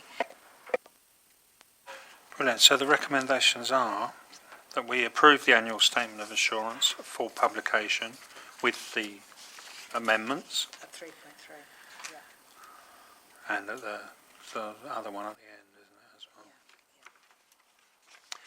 And we recommend that the chair of the authority signs a statement on behalf of the full Avon Fire Authority. So I'd like to propose that we do that. Do I have a seconder, please? Thank you, David. Are there any votes against? Any abstentions? Votes in favour? Thank you very much. We'll move on to agenda item 12, which is the annual monitoring of collaboration and partnerships. And I think, Mandy, you're going to present on this one. Yes, thank you, and good afternoon, members. I'm going to give you a brief overview of the last 12 months of collaboration and partnerships. And I'll be providing you with an update on the implementation of improvements mentioned in last December's collaboration and partnerships report. Evaluation completion rates, as these were raised in the previous year's meeting. The collaboration and formal partnerships register, which I do hope you have a copy. And future developments for the next 12 months or so. A key point for me today is a recommendation in 2.1b to review the Register of Collaboration and Formal Partnerships and assess whether it meets your needs. This is your register that I create for you, so it's important that it has the information that you need. And equally as important that it doesn't have information that you don't need. So that is an important recommendation for me today.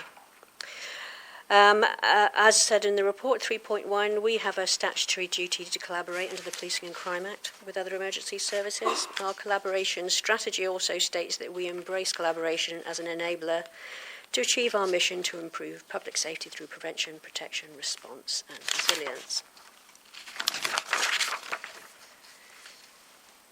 If I can take you to section 5, key considerations. Last year's report outlined some improvements we were making to give us some strong foundations for collaboration management.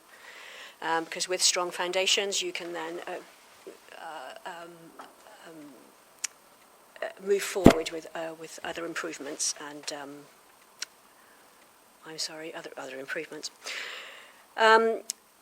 I've given a brief overview of the tools that were implemented, and this report just confirms that they were all implemented satisfactorily and all being used. A lot of these tools focused on evaluation. For example, our new evaluations metric, we now report to Mr. Flood's team on evaluation completion, as it was noted a couple of years ago that this was poor. More on that in a second. A 6-monthly report to managers. Collaboration activities kind of sat with me and collaboration leads, but now we are reporting upwards throughout service up to SLT. And reporting lines for better governance.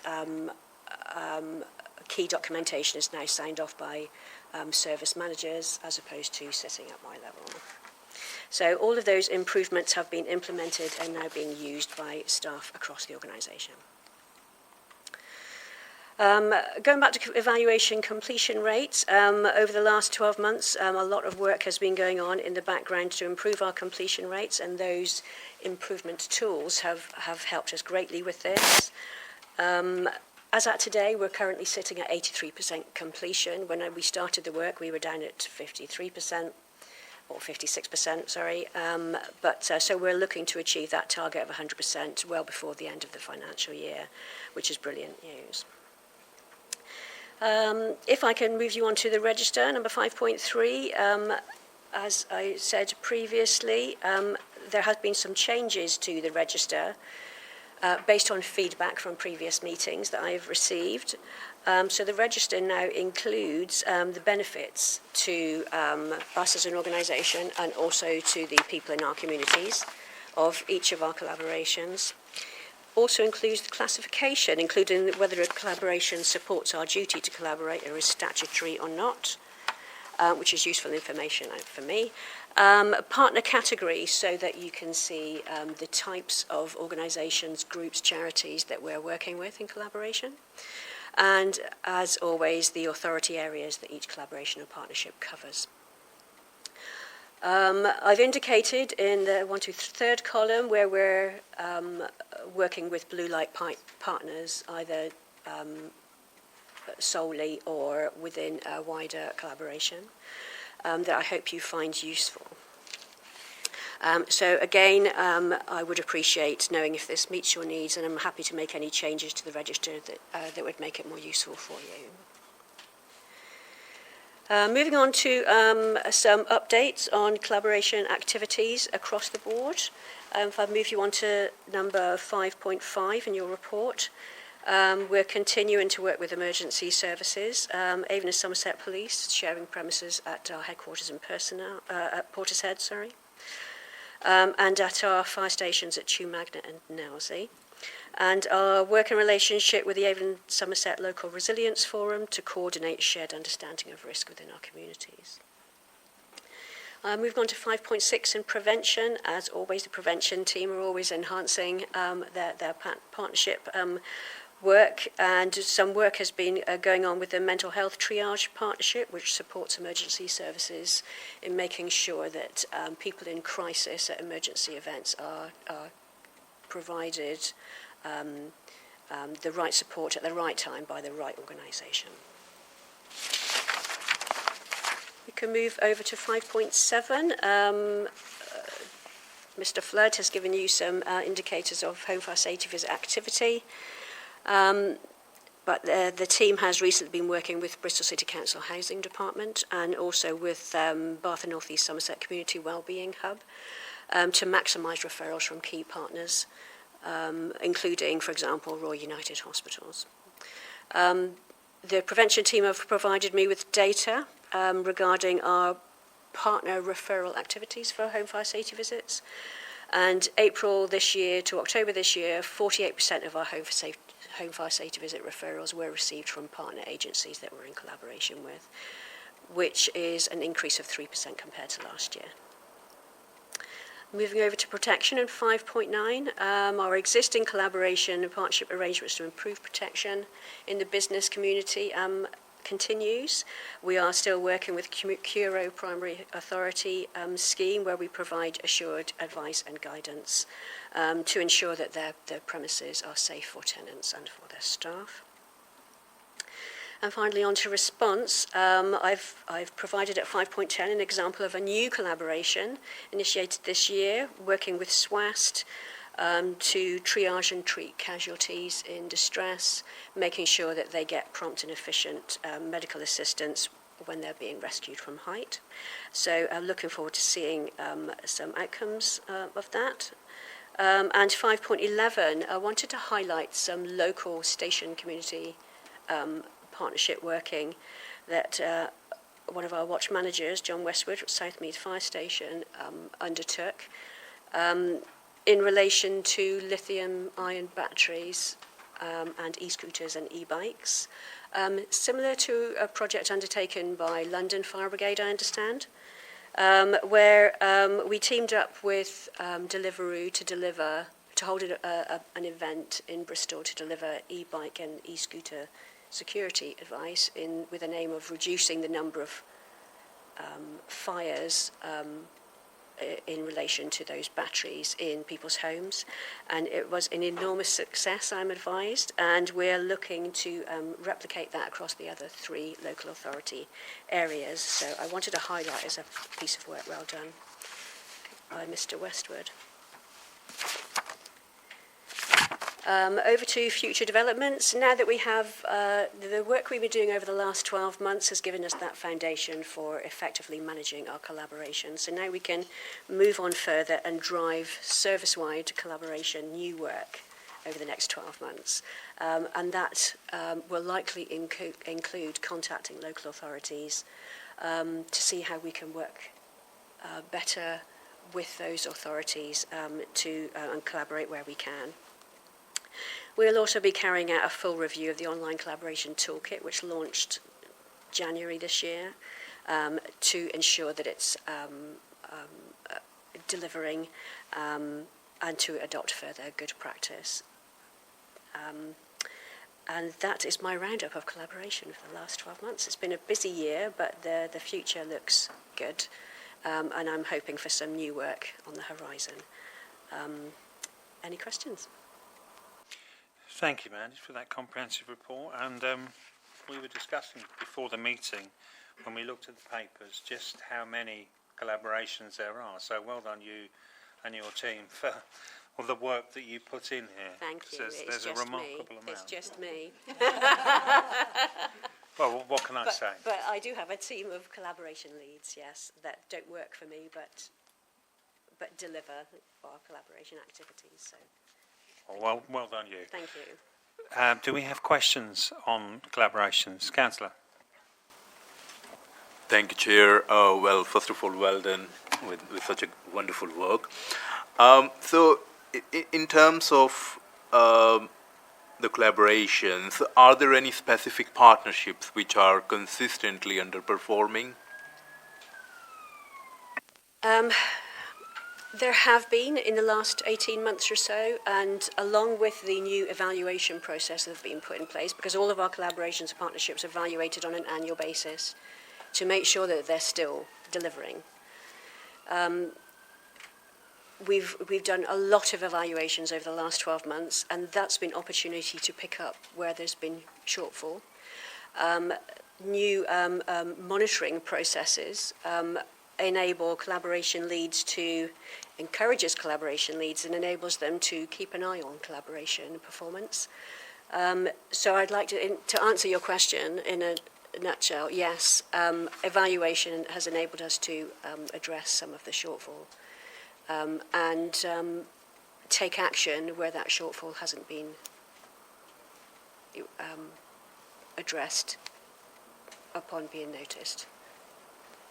Thank you. And so this is more like a suggestion rather than a question. I mean, could we create a new partnership with academic institution or research organizations so that, it can help us to bring data-driven solution into our initiatives? Yes, it is a possibility. It would be a new piece of work for the collaboration team at the moment. But yes, would welcome your guidance on that if you have any. Councillor, do you want to email me your ideas, and then we can take that offline and propose that to the collaborations team? Okay. Thank you. Yeah. Okay, do we have any other questions for Mandy? No? Can I just ask, the report actually asked for feedback on the register itself, which is at the appendix. And I did have a discussion with Mandy about this before. It's quite a big document at the moment with lots of columns, but it was felt that you might want all this information. So we can cut it down and make it shorter, but we wanted a bit of feedback. So happy to take that offline if that's easier.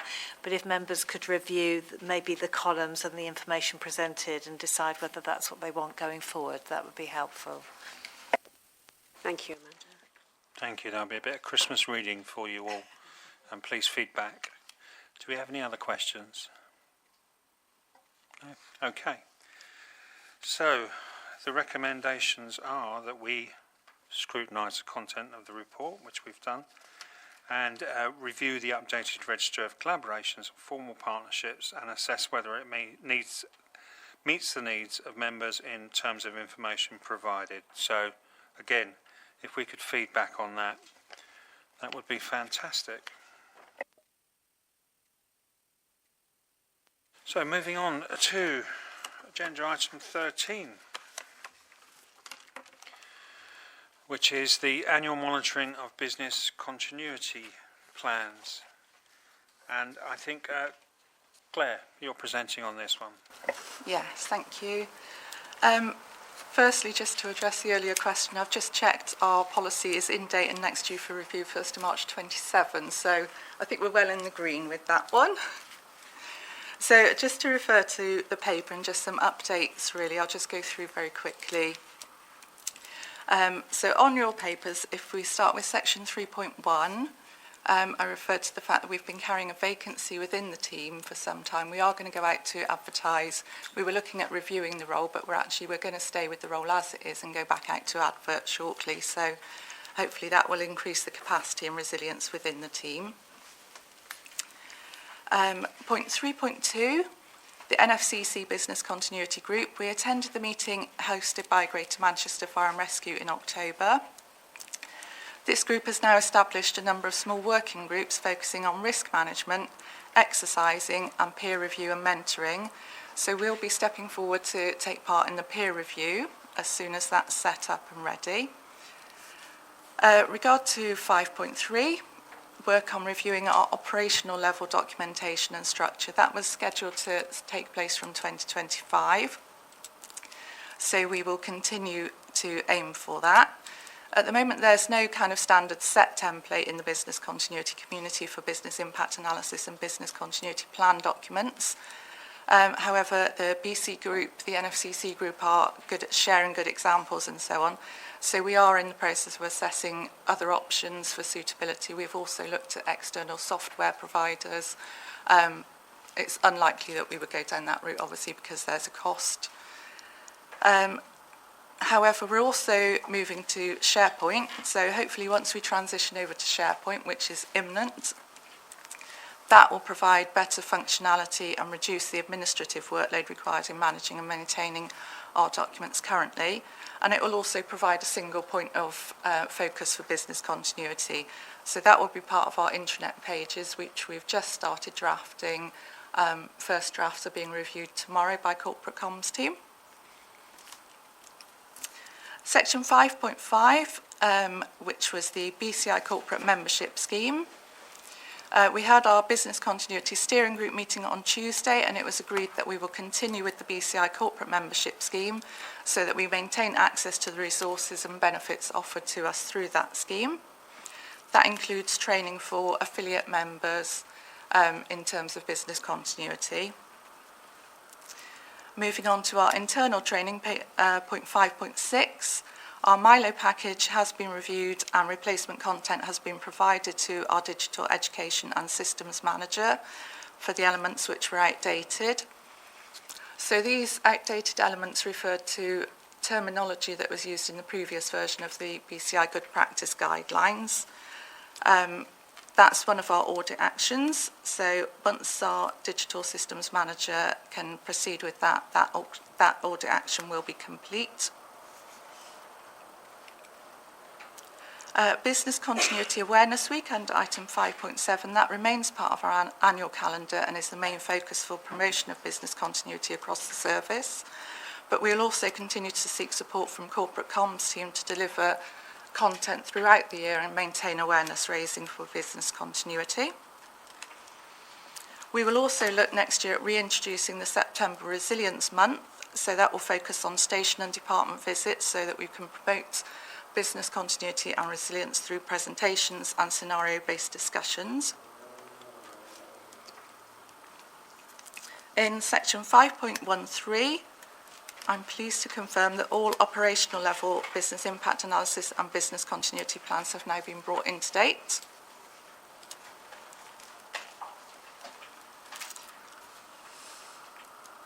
Section 5.14, We have still got some work to do on our master spreadsheet in terms of making the data more accessible and easier to read. However, what we have done is cross-reference the information that we've received through business impact analysis with the corporate risk register to identify any gaps, and I'm pleased to confirm that there were no significant gaps identified.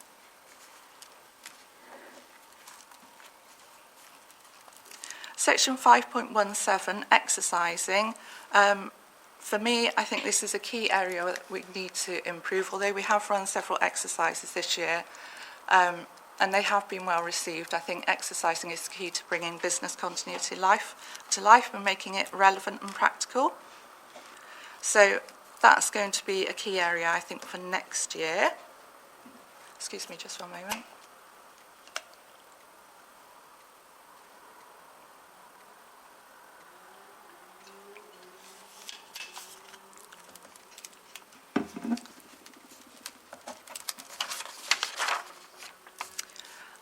And lastly, in relation to debriefs, section 5.21, we had our business continuity steering group on Tuesday this week. 2 further debrief reports have been presented. Recommendations have been added to our actions list, and these have now been given target completion dates, which is in line with the audit recommendation BC06. We're also exploring the option of adding BC actions onto our service continuous improvement register, so that would facilitate more effective monitoring. But as I say, that was a discussion that happened on Tuesday, so we haven't come to a decision yet on that, but we are exploring that option. I also have some questions from the independent member, which I will read out.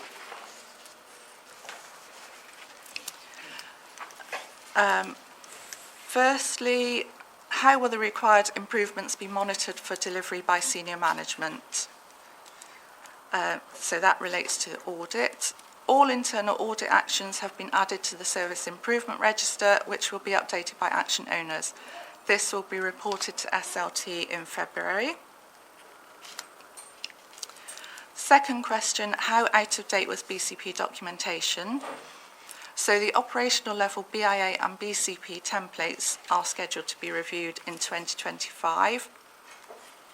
However, the audit has provided assurance that the current template captures the expected information. The overarching policy document is current and within review date. There are 3 tactical plans which are currently under review. 1 has been reviewed and is now going through consultation process, and 2 further plans have been assigned to relevant department heads for review. And the third question, when will AGOC receive a progress report on actions arising from the audit? This is scheduled for March as part of the internal audit monitoring. And 4, will there be a follow-up audit? No, RSM will review evidence of completion of actions in early February in preparation for the March AGOC reporting. Does anyone have any further questions? Thank you, Claire. Do members have questions? David. Thank you, Chair, and thank you for your report. I'm interested in business continuity plans where we actually share sites with other organisations. Particularly, I'm thinking of the Portishead HQ. Do we have the same plan as the police, or do we have a different one in terms of going to an alternate site or something like that? No, we have our own plans. Which is completely different to the police's?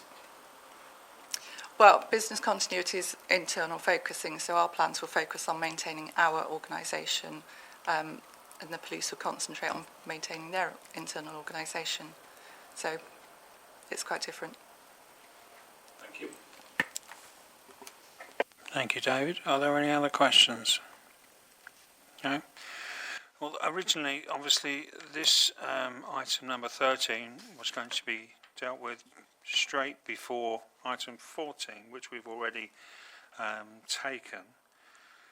So the recommendations for this one are that we scrutinise the contents of this report and the associated internal audit report, the item 14, as I've said, and provide feedback. And I think we've done that. So we can move on. to agenda item 15, which is the last paper in open session. Now, can I just make the point at this point that if we need to discuss Appendix 4, we will need to extend the meeting and go into an exempt session. That is purely because it's with regards to cyber security and for the reasons that we discussed before.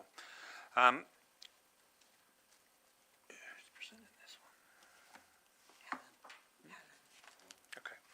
And I think Helen is presented on this one. Thank you. Thank you, Chair. So this report starts at page 201 and has one recommendation, which is to scrutinise the progress made against the internal audit recommendations and management actions. If I can ask members to turn to page 202 or 203, you'll see that there's 4 tables providing a summary of progress for the internal audit actions for each year where we still have remaining actions. For the year 21-22, I'm pleased to report that all of the 51 actions have now been completed or superseded. For the year 22-23, you'll see that of the 28 actions, 27 are now closed, and the one remaining action is expected to be completed in January 2025. For the year 23-24, of the 27 agreed actions, 17 have been closed. Of the remaining 10, we have some which have required an extension. However, since writing the report, a further 2 have been reported as complete, pending the review of the evidence for those. On page 203 and 204, you can see listed the 11 actions which have been completed and the 1 superseded since we last reported to the committee in June. Evidence has been checked and verified by our internal auditors for those. So moving on to the appendices, these show a summary of progress against the remaining actions. So 207 for Appendix 1, 209 for Appendix 2 for 2023-24, and the actions for 2024-25 are seen on page 213. They're excluding the actions which have been reported to you today in the newest reports, so the business continuity and operational learning ones will be added onto our reporting going forward now they've been presented to the committee. And also excluding the corporate IT cyber risk review actions, which, as mentioned, will be exempt, so covered in item 18. That concludes my report. Any questions? Thank you, Helen. Do we have any questions on Appendix 1 to Appendix 3? David. Thank you, Chair. Yeah, they're all around the deadlines associated with the financial controls asset management, because they all seem to be quite, well, some of them are November 24 and only, for instance, 40% on track. Why are all these actions so late and so behind, please? Can I pass that on to Bertie? So the November action is around updating the asset management policy, which has been done. It's in consultation. So the policy has been updated. We just have to follow the process before it can be published. So I think it's a 2-week consultation period, which is happening at the moment, and then it will be published. So the update's happened. It's just kind of going through that final governance process. And a lot of those actions linked to that. The ones that are then for December, we are linking to our internal intranet updates. So some of the disposal processes are being reviewed and then published on our intranet, which will be later on this month. So you're expecting these to come in for this financial year then? It depends on the consultation period, whether if there's any significant updates that are required following the consultation for the policy. But in terms of the internet update, yes. So for the disposal processes and the new forms and things, they'll be there for the end of this year. Right, thank you. Thank you, David. Any other questions? Tim. Hi, it's not a question. I just think I should let you know as chair that my mod.gov has broke again, so I've not actually read Appendix 4, so just sort of to make that clear, I've not read Appendix 4. Thanks. Thanks for that, Tim. I think we can probably get you a copy. It's only a couple of pages. if you want to have a look and see if you've got any questions on that. As I said, if we do have any questions on Appendix 4, we will have to go into an exempt session. We'll get that to you now, Tim. Do we have any other questions then on those? No? And can I ask, do we have questions on Appendix 4? Because obviously if we do, I know I'm going to give you a couple of minutes to have a look through it, Tim. But do any other members have questions on Appendix 4? I did have a question from the independent member on Appendix Okay, we'll deal with that then first. Thank you. Sorry for that. That's for Appendix 4. Okay, we will have to go into an exempt session then, I'm afraid. So, okay, we'll hold on to that one. So we have no further questions on Appendix 1 to 3. So the recommendations on item 15 are that we scrutinise the progress made against the internal audit recommendations and management actions. We will say that we have dealt with Appendix 1 to 3 on those, and again, I don't think we need to vote on that. So, moving on to agenda item 16, which is the date of the next meeting. Now, that will be on Friday the 14th of March 2025 at 10:30 again, and that will be at Lansdowne, which is the Comms HQ? Yes, Control. There have been concerns raised about the location of meetings in the future, and we will look at this because obviously we have members from all across the region. We need to make sure that we're both catering for all different parts of the region, and also for people who need to use public transport, etc., etc. So that will be taken into account, but the next meeting will be held at Lansdowne. So, if I can ask comms to stop recording the meeting? Oh, we do this first, sorry. Okay. Agenda item 17, exclusion of the press and public. So, to resolve that the public be excluded from the meeting during the following items of business on the grounds that they contain exempt information pursuant to Schedule 12A, Part 1 of the Local Government Act 1972, and that in accordance with Schedule 12A, Part 2, Paragraph 10 of the Local Government Act 1972, the public interest in maintaining the exemption outweighs the public interest in disclosing the information. So I would like to propose that at this point we exclude the press and the public. Do I have a seconder? Thank you. Do we have any votes against, any abstentions, and those in favour? So thank you. If you could stop recording.